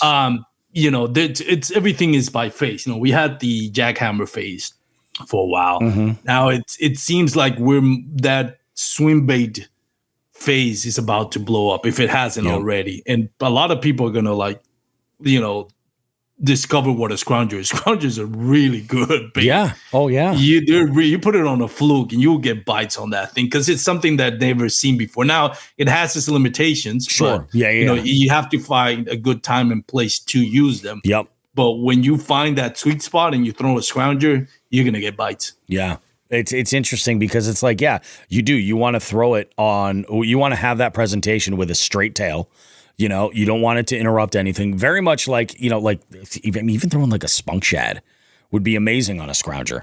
But it gives it that like sort of like waving hunting motion that you don't get anywhere else. And I'm kind of excited to play around with them and see how they go. But yeah, it's interesting. It is very, very interesting. Are there any bodies of water that you have like on your radar that you 100% are just like, yep, I want to fish this place? Like what's on your bucket list? Susquehanna River. By the way, you asked me and I never got to answer my experience on tournament fishing. I think tournament fishing is great. I love it. For those that are looking to get into tournament fishing, this is what my advice from somebody that didn't grow up bass fishing and is just still learning to bass fishing. When I get into a tournament, especially a national trail, for the most part, unless you're really, really good at it and you've been doing it for years, you just haven't competed. Yeah. For the most part, you're going to be donating money. Sure. Yeah. So I got into tournament fishing and I love it. But I thought I was good. My first 2 or 3 tournaments, I skunk. And I was just giving away money. Then eventually, second year, I would get big bass or I would win a tournament or at least get in the money. National trails, you think about 2-day trails, you have to catch 5 fish each day. Yeah. And you're amazed at the people, the Christian Fisher, Russ Snyder's, Drew Gregory's, that do it constantly and constantly getting the money. They're good at what they do. And for the most part, you're going to be donating money. But to me, I didn't have a problem with that because, first of all, tournament fishing for me is kind of a measuring stick. Am I as good as I think I am? Or is there a really lot good way that to I look need at to it. improve? Yeah. And when you surround yourself with people that are at that level, it's like iron sharpens iron. You have conversations. You get to learn from them. They're willing. If you're new to the sport, they're willing to help out. Now there are other people that are there to compete, and they have that Mamba mentality, right? That Kobe Bryant mentality, where I'm like, I'm not helping anybody. I'm here to take people's money, and that's fine. That's some people are there to do that. There's that's competition. You're out there to get money. I'm not here to help out. I'm not here to help you. I'm here to catch money and make my sponsors happy. And I respect that. For the most part, a lot of people will help you, and it's a progression that you eventually feel like, okay, now I'm there where I may not win it, but do good at it and feel good about myself. There's a lot, and lately, there's a lot of controversies and stuff like that. And my advice to anybody that's going into it, try to stay away from the noise. Enjoy the experience. Yeah. Judge your experience by your interactions with the people you shared the water with your experiences, and not by what social media or other people outside noise are bringing. Oh, this happened. Just enjoy your experience. Keep the noise away and focus on how much you're enjoying this and what you can learn to be better. That would be my advice to people getting into tournament fishing. I wanted to answer that question, and I know my bad that we kind of went off the trail. Oh, no. But what was the question that you just asked me now? What's your bucket list bodies of water that you have? Susquehanna River. Yep. Definitely. Nice. That is definitely one of my bucket lists. I see these anglers just recently. There was just a tournament 2 weeks ago, which Josh Renko from Smalley Talk, which, by the way, is going to be on my live show this week. I don't know where this episode airs, but probably after it already happened. But if you listen to my podcast, I'll be talking to Josh Renko from the Smalley Talk podcast, who just won the Bassmaster Kayak Susquehanna. That's right. So I'm excited. Yeah. Because the smallmouth bass, we don't get smallmouth bass fishing in Texas. What I mean by that, you don't get those 20, 21, 22-inch smallmouth bass regularly. Yeah. Like if you go to a Susquehanna, there's a good chance you're going to end up with a 20, 21, 19 You're catching smallmouth. footballs. Yeah. Yeah. And those things, like I recently went on a trip to the Niagara River with Andrew Full Guide Fishing from the Serious Angler podcast. Oh, okay. And I finally had that feeling of hooking into a big smallmouth bass on a river. And that experience is another level. Yeah. You cannot compare largemouth bass fishing with smallmouth fishing.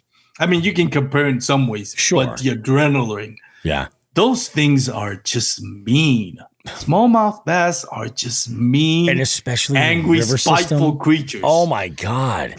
And they're just so like muscular and just angry. They're just piss and vinegar all day long. Yes. Oh god! And I love them. I love them. Oh my god! And like I love just a smallmouth with like a real pretty pattern, glistening in the sun, and you're just so like, beautiful. Oh my god, this is gorgeous. Oh yeah, there is really nothing better. I think that they are absolutely special. We have it's funny. There's so many like bodies of water around here that I haven't yet gotten to fish, and I'm going to be changing that soon. For one of those is St. Lawrence River for sure. And now that, we've got this nice partnership with A-Bay Lure, who is based right in Alexandria Bay, like we've got a good connect to go and do some great stuff up there. So that's on the agenda. I would say probably what is closest that I've had experience with on is Champlain. And yeah, I mean, there's just something cool about catching a giant smallmouth in like 40 feet of water, on a tiny little drop shot, or in current where they're just like, oh, this is my school, bitch, and they're just going to take you for a ride. That is just wild. It's bananas. Let's get into, I have this odd sort of, well, actually, no, you kind of touched on this question earlier about how fishing lures actually catch fishermen, not fish. Yeah. What do you think is the biggest kind of like gimmick lure that's out there that you think is the most ridiculous that's kind of come out recently? The follow-up to that question is, have you tried it and how did it work? Oh, man. That's a good one. Gimmicky. I think there's this is an interesting subject. So I don't think this is a gimmicky at all. I think, when you look at the jackhammer, which I think this is going to be interesting in the way that the patent for the jackhammer expired. So now you're going to see a lot of people imitating the jackhammer in their design. Yeah. And for those that don't know, the reason why the jackhammer is so successful is because they're the only ones that they patent that design where the blade hits the head, the jig head of the vibrating jig, which is what it should be called. It's a vibrating jig. Chatterbait is coined by Seaman. So it's really a vibrating jig. So the jackhammer vibrating jig was probably at some point the only one that had that blade hitting the head. And that clicking sound, going back to what we mentioned before, mimics that clicking sound a crawfish makes when it's fleeing. When it's snapping its tail. So that's why it got so popular. And I think a lot of companies that couldn't, because of the patent, couldn't duplicate that, they kind of did their knockoff chatterbait. And, some of them were really good. I think the Berkeley slobber knocker found a way to circumvent the patent in a way that it's successful. Slobber knocker is really, really good. But I think that there's more than anything. I think the ones that give me care that the knockoffs for what used to be the knockoffs for the jackhammer. What they would put is they would put an O-ring between the blade and the jig head, and that really affected the action. Like I've tried to let me get something cheaper because they were expensive back then. They were like $17. Now that the patent has expired, you're gonna see a huge drop in prices. Like right now, Seaman, when you think about the Seaman was a collaboration with Evergreen. For that patent design. Now that expired, they no longer need Evergreen. So they came out with the new one, which is called the Evo chatterbait, which is the same concept. They kind of redesigned it to look a little bit different, but it's still, in essence, the design of the jackhammer where the blade hits the head. And it's cheaper. So you're going to see that blow up now. But I think the knockoffs for the chatterbaits, I would say just because if you see that O-ring between the blade and the jig head, I wouldn't buy it. I know they're going to be cheaper, but that really, you can still catch them. Like I've seen video of people threading a treble hook on a pest dispenser, those little things, and they still catch fish on lighters. I've seen people thread a treble hook on a lighter and catch fish. So really, you can catch bass on anything that moves in the water if they're actively feeding or if they trigger a bite. But I would say either, if you're going to get a chatterbait, get, with the patent now, there's new ones that have come out, but get that with the blade, is in direct contact with the jig head. Whether it's a jackhammer or a slobber knocker, I'm not particular to any brand, but that technology or that patent, I think that's what I would recommend anybody getting if you're going to get into chatterbait. Definitely. And, it's funny. There are other types of bladed jigs out there that have tried to reinvent what they're doing. Like one that strikes me as probably one of the most unique is the Guggen clickbait. It's got this giant, exaggerated wire loop that comes up that's got like 3 bearings on there that rattle, and the blade is sort of positioned on that loop in this unique way. It runs entirely different. You know, entirely different. Or I just got into using the Picasso shock blades, which, I mean, wow. Yeah, no, Picasso, That's all I can say about that. To circumvent, I forgot about that one. They've found a way to circumvent that patent design, and their chatterbaits or bladed jig baits, they just got a good chunk of my money. Well. Yeah. Yeah. Now that you mentioned the clickbait is probably the one I would put in that category. I thought that design was horrible. I don't know. Oh, yeah. You know, yeah. I thought that was the stupidest thing. And I don't think they sell them anymore. I don't know. I feel like they might. I've never seen anybody post anything. Really? Yeah. I don't know. I mean, when they came out, I did. When they first came out, I did. But, you know, it's like, I remember, who was it? Maybe it was Tyler or with Bass Fishing HQ. He had done like an underwater footage comparison of different chatterbaits, like running them on the same rig. And I love when creators do this. Like Tyler will do this over there. Debo will do this with reels, with the casting stuff. Wired to fish. Yeah, wired to fish doesn't fool around. That's like that's what they do, you know. And you know, they'll put things A to B. But I remember seeing this one video where it was just a variety of different bladed jigs and in the same weight, and basically just running them with the same kind of cadence, or you know. And what was really interesting with it, because we're talking vibrating jigs, was the audio. You could hear what this thing sounded like, what that vibration was like in the water. And it was, the clickbait was totally different. And some of them, you know, ride much, much higher up in the column, which I find with the clickbait is usually the issue. Like I have to throw the heaviest one to get it to stay down. But, you know, like the Picasso shock blade, that thing, I could run if I let's say I mistakenly picked up a 3/8 ounce versus a half, I probably would be okay. You know, I could probably just slow my retrieve just a little bit and it would be all right. And what I think I understand about the Picasso shock blade, their jig head is a different metal. So their click, from what I understand, it's a higher pitch. Yep. So when, you know, this is what I recommend to anybody throwing a chatterbait. Don't settle for one brand.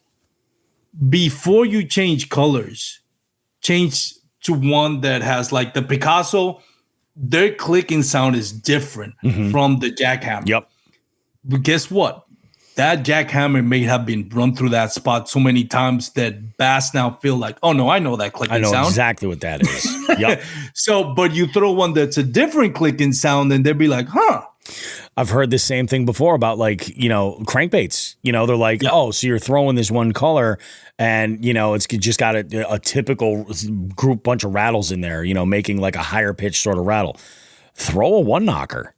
Yes. I was just about to say that. Try a one knocker. And throw a one knocker, man. One knockers, because not a lot of people use one knockers.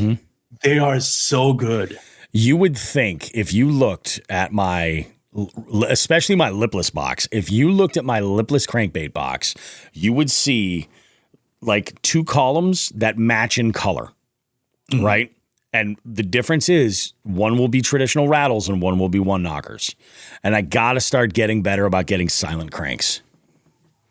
I have to. Yeah. It's just in my mentality, I'm like, yeah, okay, so water conditions are telling me that this is the color, cool, great. I'll go ahead and lean in that direction. Awesome. But, you know, maybe the rattles are too much. All right, so maybe we'll try the one knocker. Oh, that's not doing it. Let's run the silent one and see what happens, you know? But I just don't throw cranks nearly enough to where that I've run into that. The worst part is, this is when you know you're in for a bad day on the water or a tough day on the water. When you see a fish and the water clarity is good enough where you can kind of see the fish, and very silently you drop a Senko and those fish just spook away. Oh God. I was like, oh man. When I see that happen, I'm like, oh, it's going to be a tough day.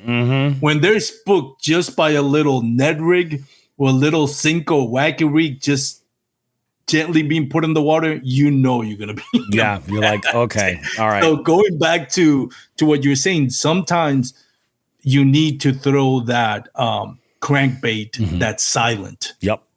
Because they'll get spooked by, in their days, they'll get spooked by anything. Oh yeah, and it's wild because when it comes to like getting back to, like you said, we're here, we're trying to fish this species that's one of the most difficult ones to catch. We're going to make it harder on ourselves by using artificial baits. Like to me, I think that's the most fun part of fishing, is trying to figure out that pattern. You know, and like I had an instance recently where I was out and I was throwing a 4-inch swim bait on a jig head, and I had to follow a big smallmouth, and I needed a smallmouth for the tournament. Big smallmouth follows, noses right up to that paddle tail, and then just takes off and goes back down deep. Like once he was up by the boat, and I'm like, oh, what the hell could that have been? You know, what is it about that bait? And so then I had switched modes, and I started actually throwing a vibrating jig, and I caught a pike that I needed. And I'm like, all right, so maybe this is the move. Maybe the loud, obnoxious vibration is the move. We'll try that. I made a bunch more casts in the area. I was marking fish that were down there. I was in a situation where the structure and the conditions were like, it was like a handshake. It was perfect, what I was looking for. And I said, you know what? We're going to try something else. And again, my brain kept going back to that instance with that swim bait. Like, what was it that, what can I change to get that smallmouth to actually bite this and not just follow it back? So I decided I was going to downsize. So I threw a smaller finesse jig on with a 3-inch paddle tail on it. And I cast this thing out, and this might have maybe the second cast, if it wasn't the first, just gets smacked. And I'm like, oh, here we go. And this fish goes and runs into the weeds. And I'm like, I think I have a big pike on. And I did. This pike went over 30 inches. It got up to the boat. It was longer than my board. I could see clearly. And just a giant, massive pike, just a girthy pike. And I'm like, son of a bitch. So this fight took almost 10 minutes to get him to the boat, because he was just running, and my reel is he's just screaming drag, and I'm slowly trying to tighten it up. I get him worn out enough. I get him to the boat. I go to put the net in the water to scoop him up, and I see one of his teeth glisten in the sun, and it cuts my leader, and he just swims right off. And I'm like, you son of a bitch. But that downsizing, and then I got bit on that again, and I was getting bit on it in other spots. It's just, it's crazy. To me, that's the fun part, is okay, so let me put together these clues. It's kind of like I'm that additional, that walk-on character on Scooby-Doo, and I'm trying to figure out the mystery. Yeah. How are we going to catch the largemouth bass? And I like that, Sometimes it drives me nuts, but sometimes it's, and then you talk about a feeling of real accomplishment. You're like, ha, I figured out this creature's next move, and his brain is smaller than a walnut, It's nuts. It's such a crazy relationship we have with bass. It's funny because I see memes that make fun of bass fishermen, and I relate to it. It's like, I can't be mad at that, because that's true. us. Yeah. How bass fishermen react to seeing a dead bass. That's me. Those ridiculous memes or reels they put out making fun of bass fishermen. I'm like, I have to laugh, because that's me. I'm deeply saddened if I see a dead bass just floating on the water. Like a part of me died when I see that. It's so stupid, because here I am, impaling this fish with a metal hook in his face. Yep. But yet I love it, and I wanted to survive, and I wanted to have kids, and I wanted to have this beautiful life. Yep. But I need to impale you. It is such a ridiculous, and I get it. I have friends that are like, why do you do it? And then it's like, so did you bring any home? Are we going to eat fish? Like, no, it's catch and release. They're like, why?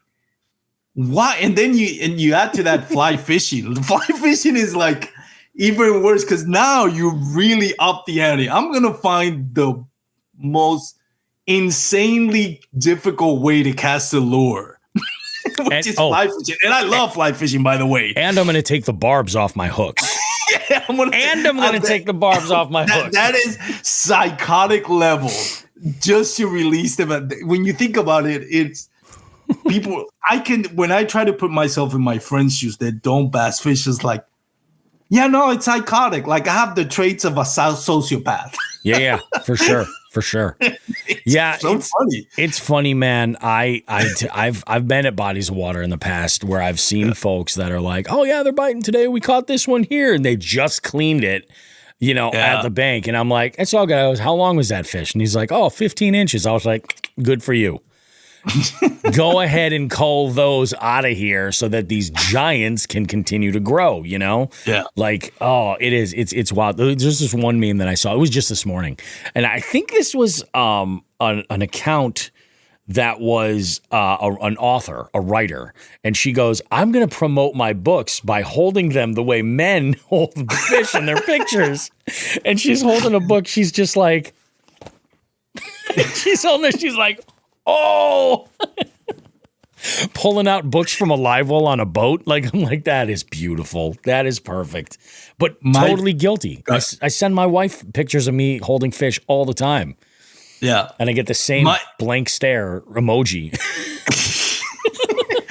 My favorite reel is the one that it wasn't even a bass fisherman that did that. There's a wife just made this reel like a year ago, and it went viral, and a lot of people started copying. It's like picture of me and my husband, a picture of me and my husband and the kids, and the guys are like, yeah, small smile, and then a picture of my husband holding a face, and this collage of photos, and he's like, yay, like a little kid. It is so true, though. It is so true.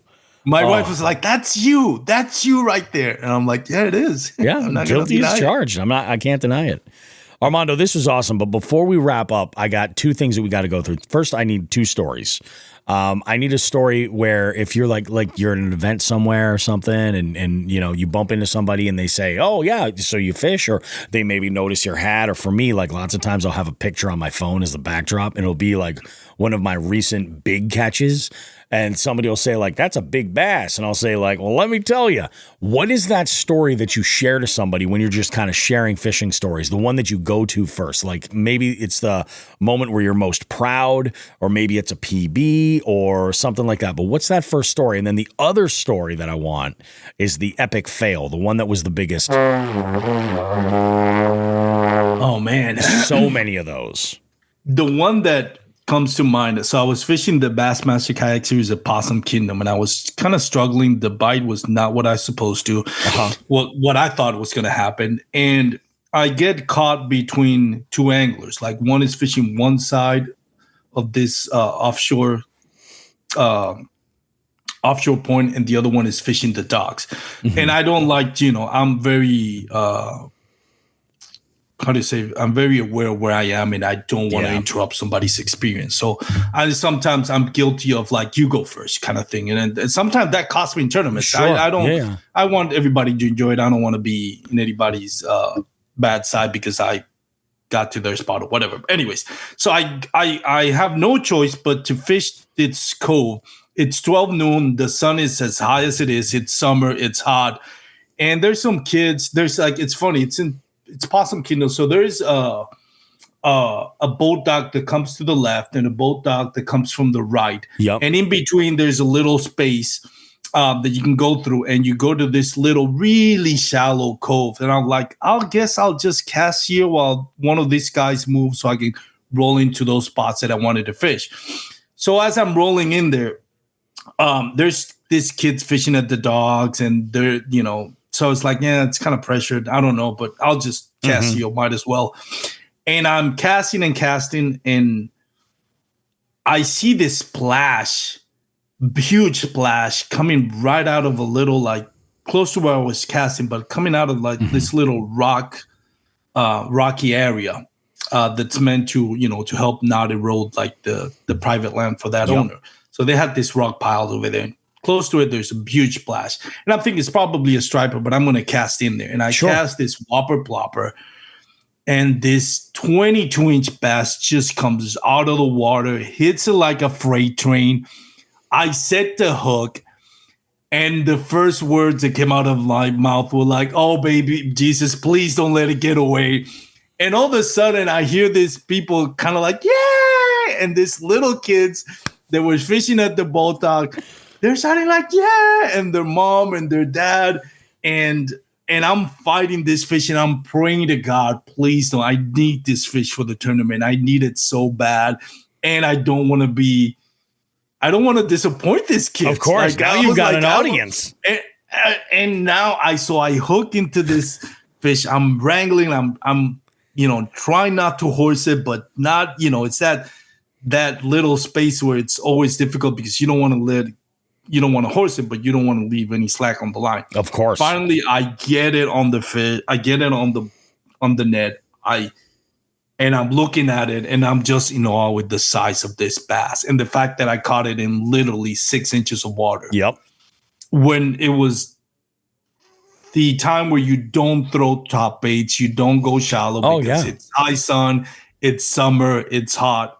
All the places where this bass should not have been, he's in. Mm-hmm. And I'm, I wait. I got it on the on the catch board. The kids want to take pictures with it, and I'm like, I don't want it. I was like, kids, I don't want this to die, But I get it on the water. I paddle to where they are, pedal to where they are. The boat dock. They want to see it. They want to take a picture with it, and I want to drop this thing and keep casting. But of course, the kids are enjoying it. It was a whole family of like 20 people staying at that. I don't know if it was their place or that was an Airbnb, whatever. So after I put it on the water, sure enough, all the uncles, all the fathers, all the wives, they all grabbed their rods and that's just like fishing all that back now. So now I was like, well, that goes my spot. And they're not doing it on purpose. Oh, they of just course. They don't think anything of it. Yeah, they don't think anything of it. But that was a nice experience where I was like, that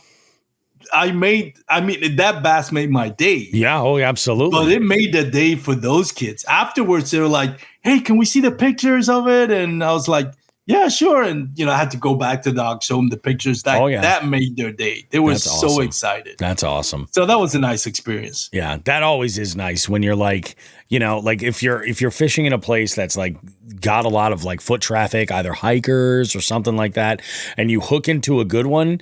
And my favorite is where I'm just doing my thing and I'm totally oblivious to anybody out there. This happened this year, and I hooked into like a 19 and a half, and I picked this fish up, and I'm like, wow, this is absolutely great. Like you're coming from the like on a hiking trail in the woods. That's a nice bass. And I'm looking around, I'm like, thanks. So I just released the fish, but unbelievable. Now, what about the epic fail? What's the biggest epic fail story that you can share with the Jigs and Bigs family? Oh man, I can't. There's so many of them. That's the hardest part. Even if you ask me what's my epic fail from last week, I can pick one. There's so many of them. Oh yeah, everybody's got one. Everybody's got. I did have one. I don't know if it's an epic fail, but I'll share this story because it's. I thought it was funny. I'm doing the drop shot thing because I'm not getting any bites. I'm at Possum Kingdom, but that was after the tournament. Another day, I kind of wanted to go back to that lake and try something different. So I hook into this huge striper on the drop shot, which I was not expecting. I got it to the boat, and I was like, all right, I got it like at 30 feet deep. And it took me a while to bring it in. So I guess the air bladder, once you get a fish that deep and if you get them in too fast, they get the bends. Air bladder would expand, they can't. So he couldn't swim down. So he was going to die. And I hate to see this beautiful, like huge fish just go to waste. I paddled for like a mile offering it to people. And keep in mind, there was a lot of people there catching and cooking. So I go to this guy's first, and they're about to launch. It's like, you fishing for stripers? Yeah. Oh, I got this one. They wouldn't take it. I'm like, I just caught it. It was still alive. And I was like, all right. So I go to another one. The guy's like, no, I'm not interested in it. I go finally to this guy. There's a lady outside of her boat dock. And I was like, hey, I noticed you guys are prepping to go out fishing. I caught this huge striper, and I'm trying to offer it to somebody. Yep. And she says, well, let me get my husband. Husband goes, I was like, oh, that's a huge striper. She says, yeah, we don't eat stripers. We eat bass. And I was like, what the? Yeah. Stripers are good eating. Like, come on, man. You can't.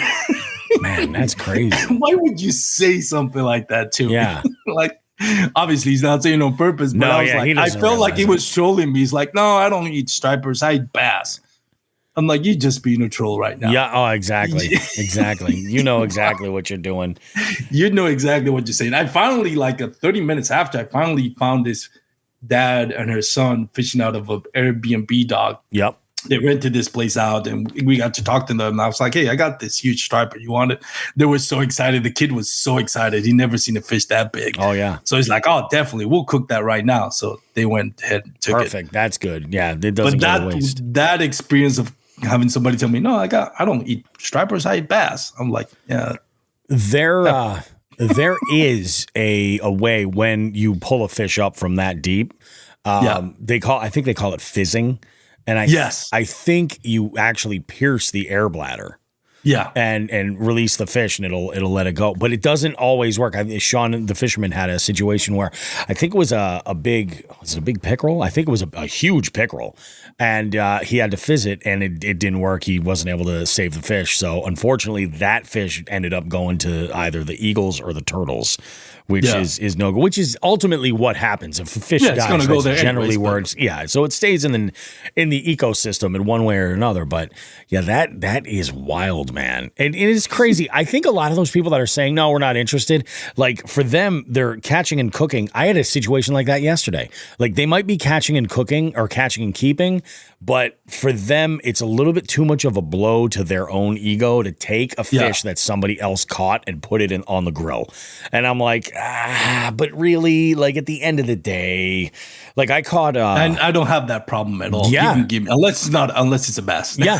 But you catch a huge striper and you tell me, yeah, you can have it. Heck yeah, I'll have it. I upgraded yesterday my rainbow trout in the multi-species scavenger hunt, and there was these two guys that were on a boat and they were trolling for trout. Now they were killing it. They didn't need my help. They were fine. I think I talked to them at the ramp on our way out, and between the two of them got into like 30 trout.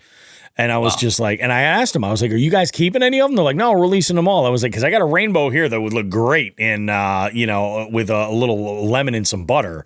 And they're like, no, we're not keeping them. So I was like, all right, guys. So I let it go. I'm like, all right, because I didn't have a cooler with me and I had only just gotten on the water. So I'm like, I'm not going to bleed this fish and then let it hang out on a makeshift stringer.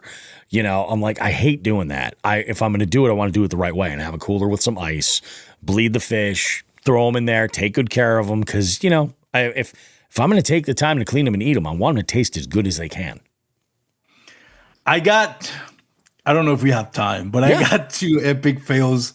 Go for it. I can share. Give them to me. One of them I'm reluctant to say because it's kind of embarrassing, but I'll tell this one first while I think about the other one. So I fished at Lake Grapevine here in Texas it's close to my house when I don't have time to drive far. Yep. There's this guy, I didn't know this. Have you ever heard about balloon fishing? Is it kind of like jug fishing where you basically, with okay. balloons. Yep. I'm fishing and there's this little small island, like quarter of a mile from the shore. And I see these balloons floating around and all that. I'm like, what is that? And I remember earlier that year, I saw a balloon fishing around. It was a huge catfish that had broken off, and he was just swimming with a balloon. And I was curious, so I grabbed the balloon, and it turns out a huge catfish. Nobody was around. It's only this family that was fishing for crappies. And I kind of knew it wasn't them, but I was like, hey, I don't see anybody around. This fish is swimming with a balloon. It's a huge catfish.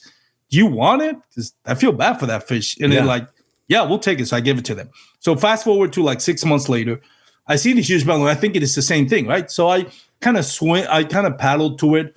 And all of a sudden that balloon went into hyperspeed and tried to go underneath my kayak, and it got stuck in my pedal drive. Oh, really? Oh. And I was like, crap, like, what the heck? And I'm not lying. I'm at least a quarter of a mile, if not more, from the shoreline. Okay. All right. And I hear somebody cursing and screaming. And I turn around, the guy's waving. And I'm like, what's going on? So I pick up the drive, and I see that this like circle hook wrapped around my drive. And there's this 3 other hooks, and it's this huge bass that was cut up into pieces, which kind of hurt me. And used as bait to catch catfish. Yep. But not in my wildest dream did I thought that he had a still. I would have sworn that was just it broke off and it's swimming around. And, and let me go get it and either get the hook out of it or whatever. The guy was still reeling it in. So what he did is when he saw me get closer, he started reeling in really fast, and he hooked me trying to get the balloons away from me. Gotcha. He was so pissed off. I thought I was going to get shot.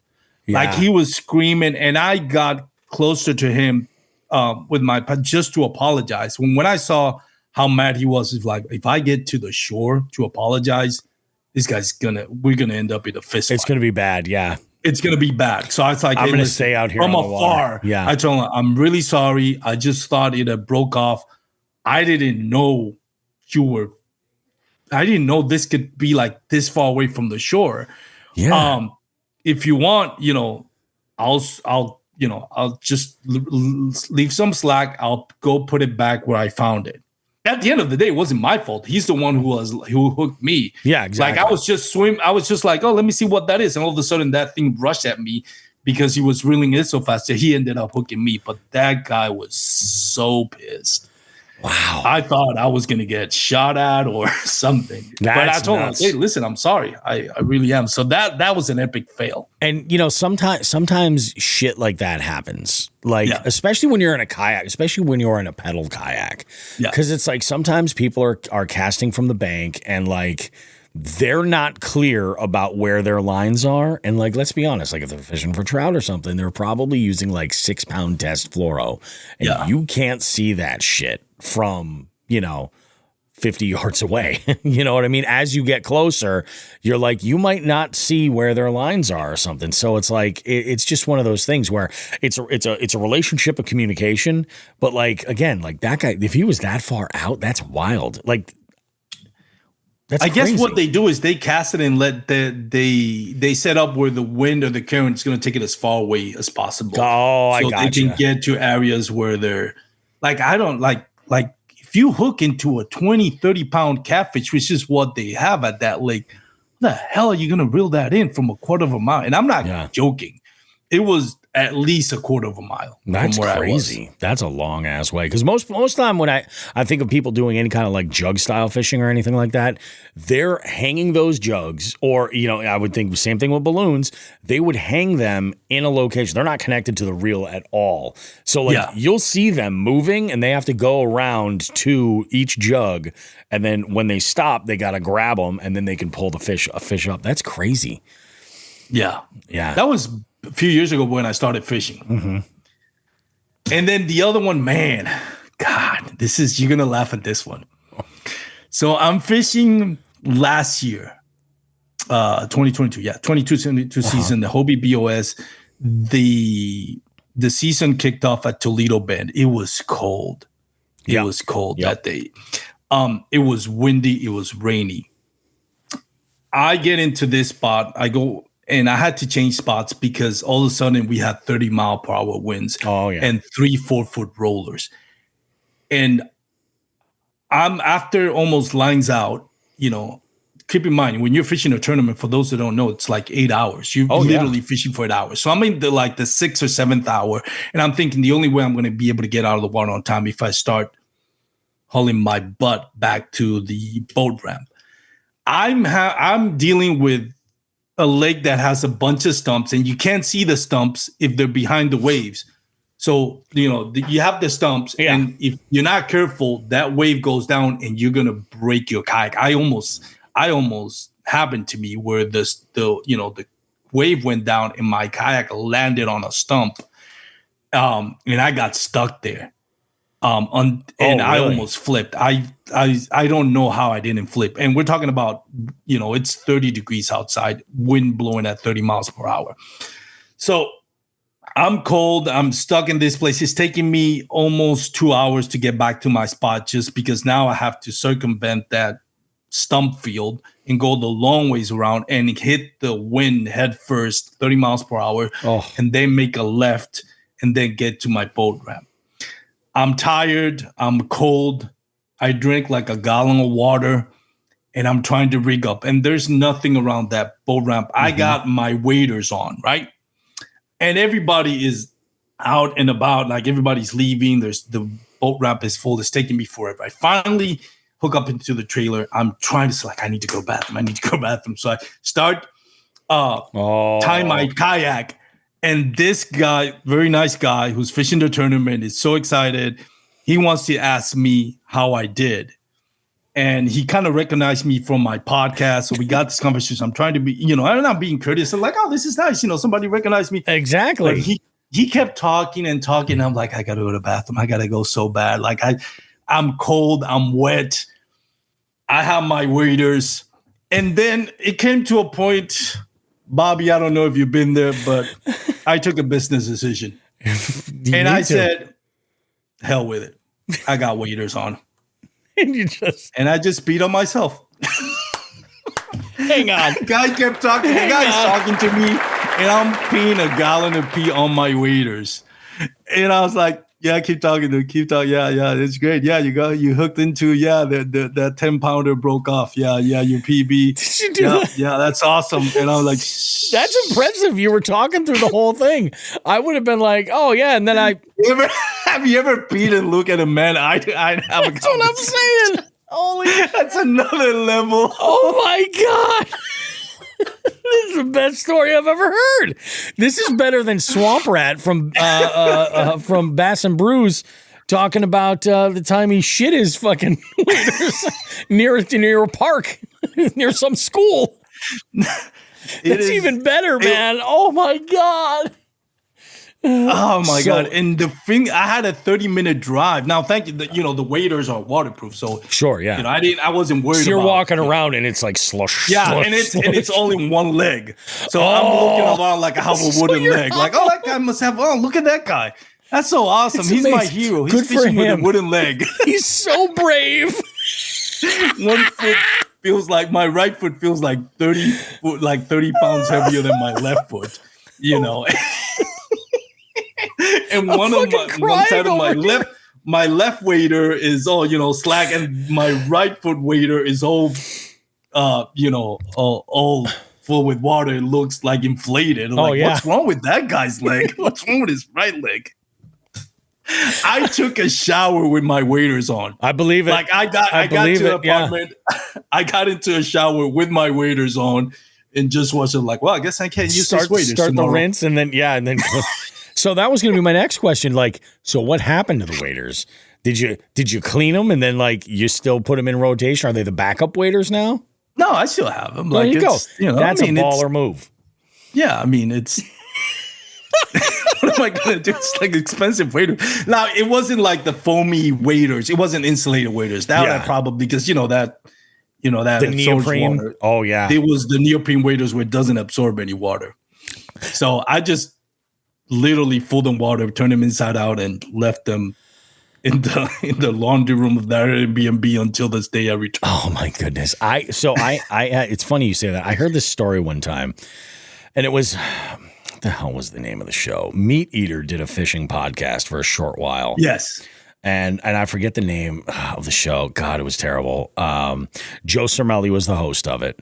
Yeah. And they seem to have a lot more focus on guides.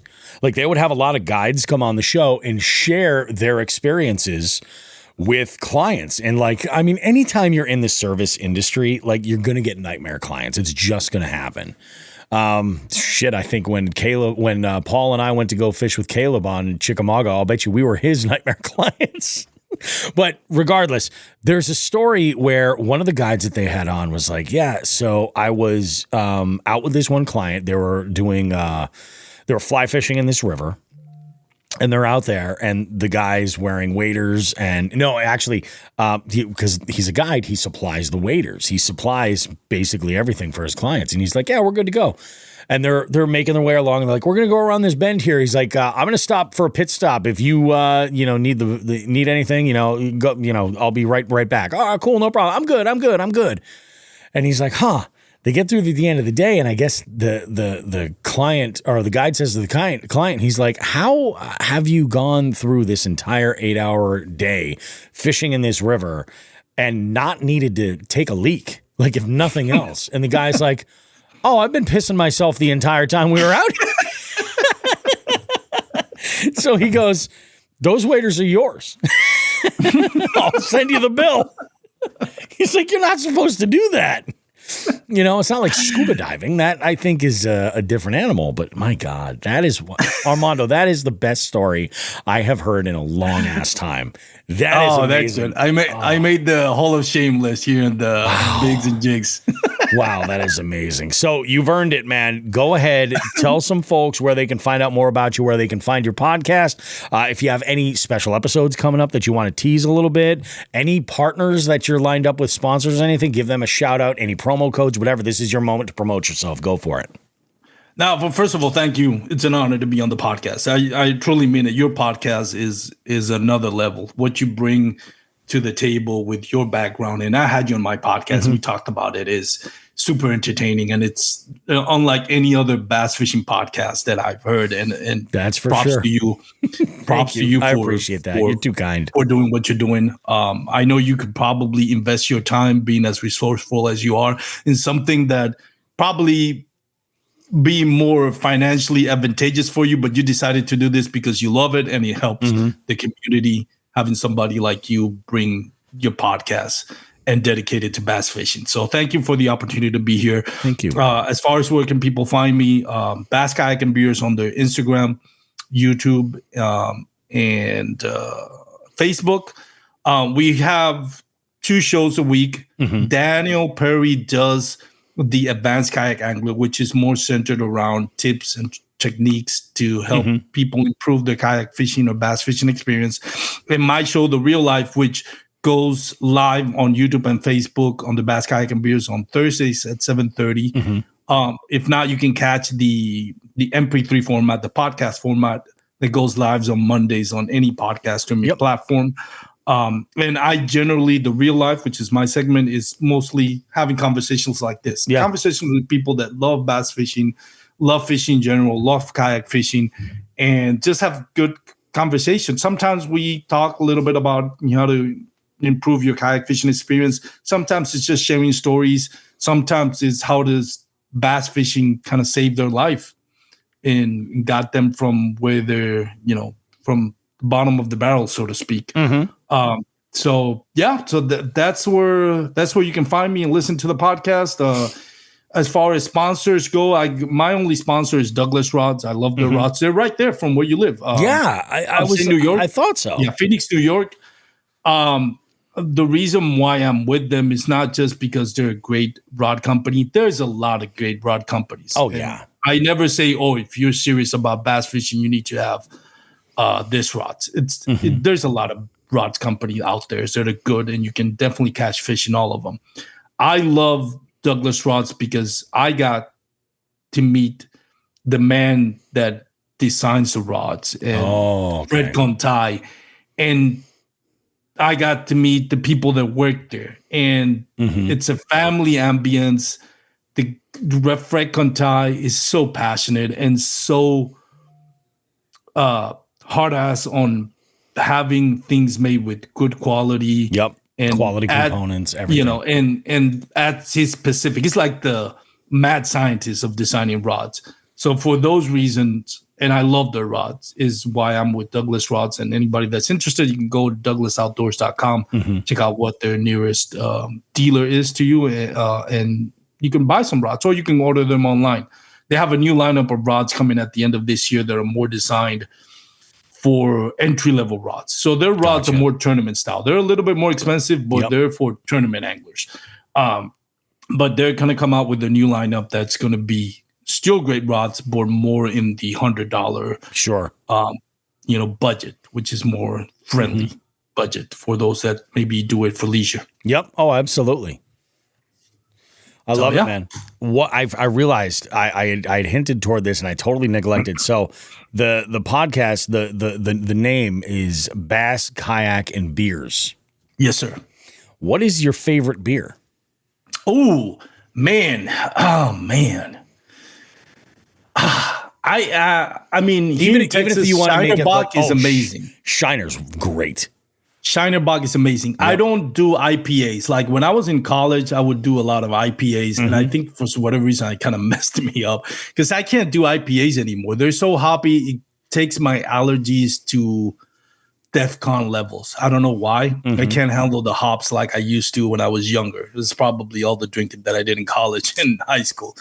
But I love Shiner Bock. I love Stella Astores. I don't know if that's how you pronounce it. I love that Pilsner. Oh, Stella. Yeah. You know what's funny? In Europe, they treat that like it's Budweiser. Oh man. Yeah. They really do. And I just went to Europe, dude. I tasted some amazing beers in Europe. There's a lot. But here in Texas, Shiner Bock, Jungelin. I fell in love with Jungelin.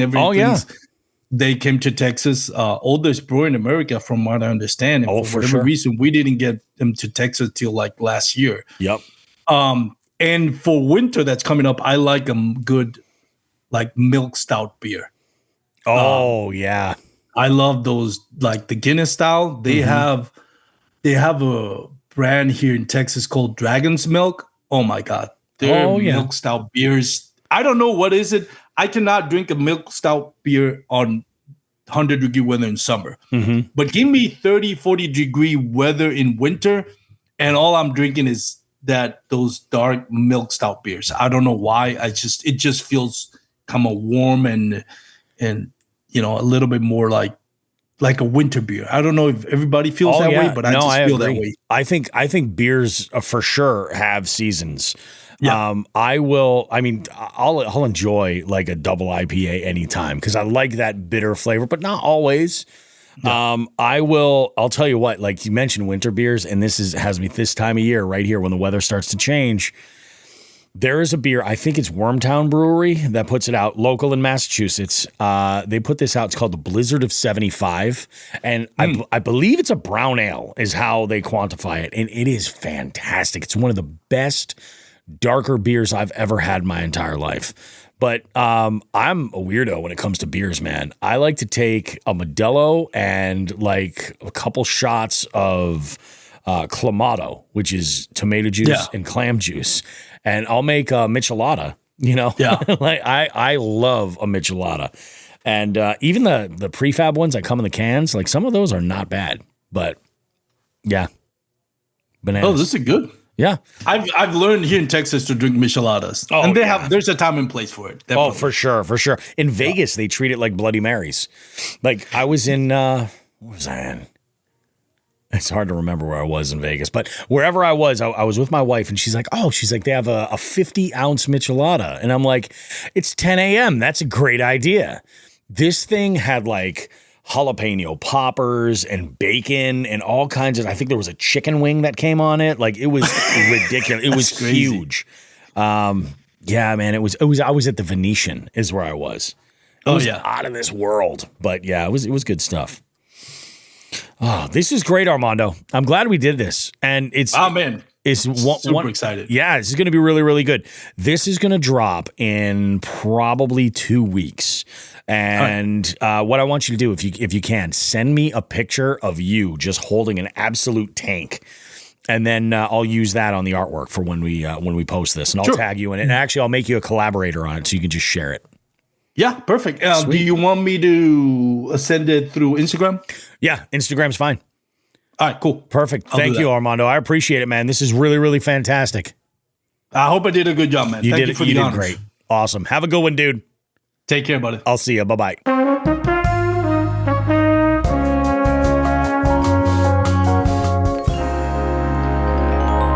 Well, it's another amazing show. Another amazing Jigs and Bigs extravaganza of podcast greatness that we delivered for you.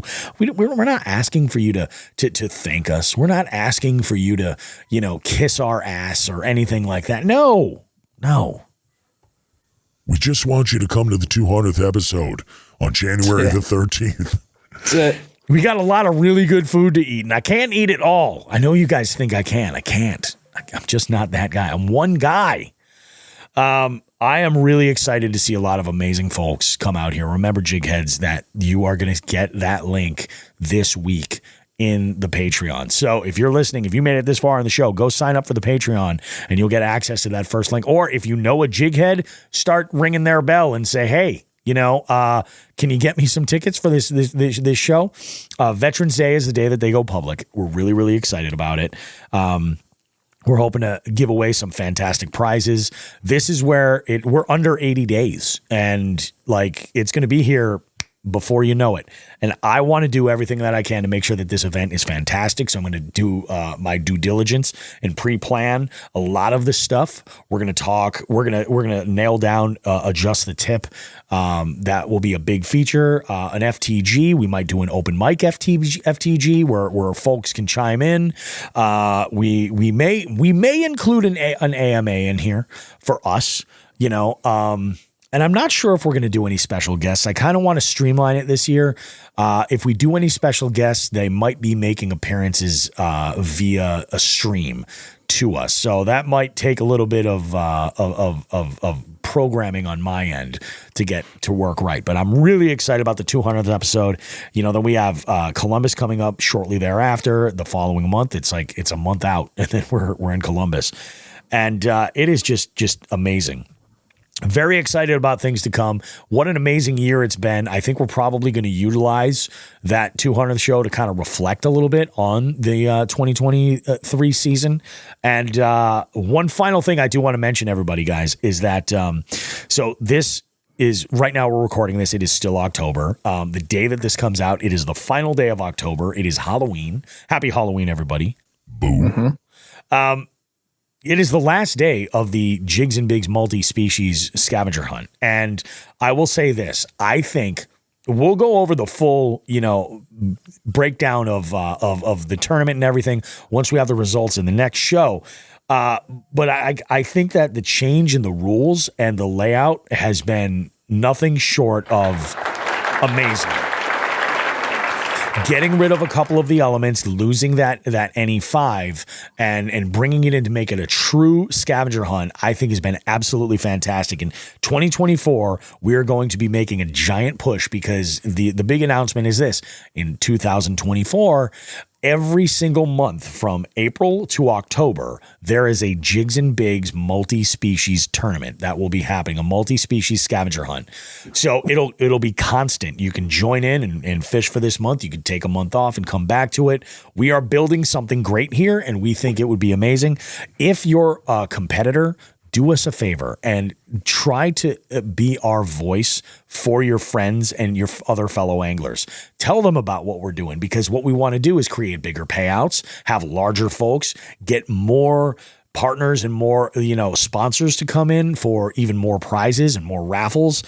I think this stands to be something that could be really, really fantastic. And I feel like we're really, really close to making the scoring system work perfectly. And, who knows? We had a listener suggestion about adding, instead of having an NE5, creating a board where there's like a wild card, like any fish could be thrown in there, and I don't know that it would necessarily work. I'll talk to Sean and we'll see, what happens. But I think we're on our way. We already have something that's really, really great. Every single angler, if you're a competitive angler especially, you should be joining this tournament and run it on the side of what you have going on. You get into some bycatch, it's not a waste. Measure that sucker and turn it in. You could win money just by being entered. You could win some really great prizes from really amazing companies. So I'm going to get off my high horse with that. I'm really, really excited about this multi-species tournament. It has changed the way that I fish, and it has made things unbelievably fun and action-packed. Really action-packed. A great show all around. Joe, do you have anything you want to chime in? You want to end the show on? No, just get out there and fish while you can. Hell get yeah. out there, the fall bites on. Get out there, catch them, and that's it. It's going to be awesome. I'm looking forward to it. Appreciate you guys all tagging us in your fish catches and all that stuff. You guys are absolutely amazing. We have the greatest listeners ever. Cannot tell you nearly enough how amazing you guys truly are. We will be back in 7 days with much more Jigs and Bigs action. We're going to have results for the October multi-species scavenger hunt tournament. That's going to be all out there. We're probably going to do our raffles as well. Very, very excited about big things to come, guys. 200th episode is going to be absolutely amazing. Columbus Show Expo is going to be awesome, and we're going to have a blast. Thank you guys for coming out to listen to this amazing show. Get out there and catch some fish. And remember, as we always say, that's the wrong button, Bobby. That is the wrong button. As we always say, Tits and ass, smoke some grass.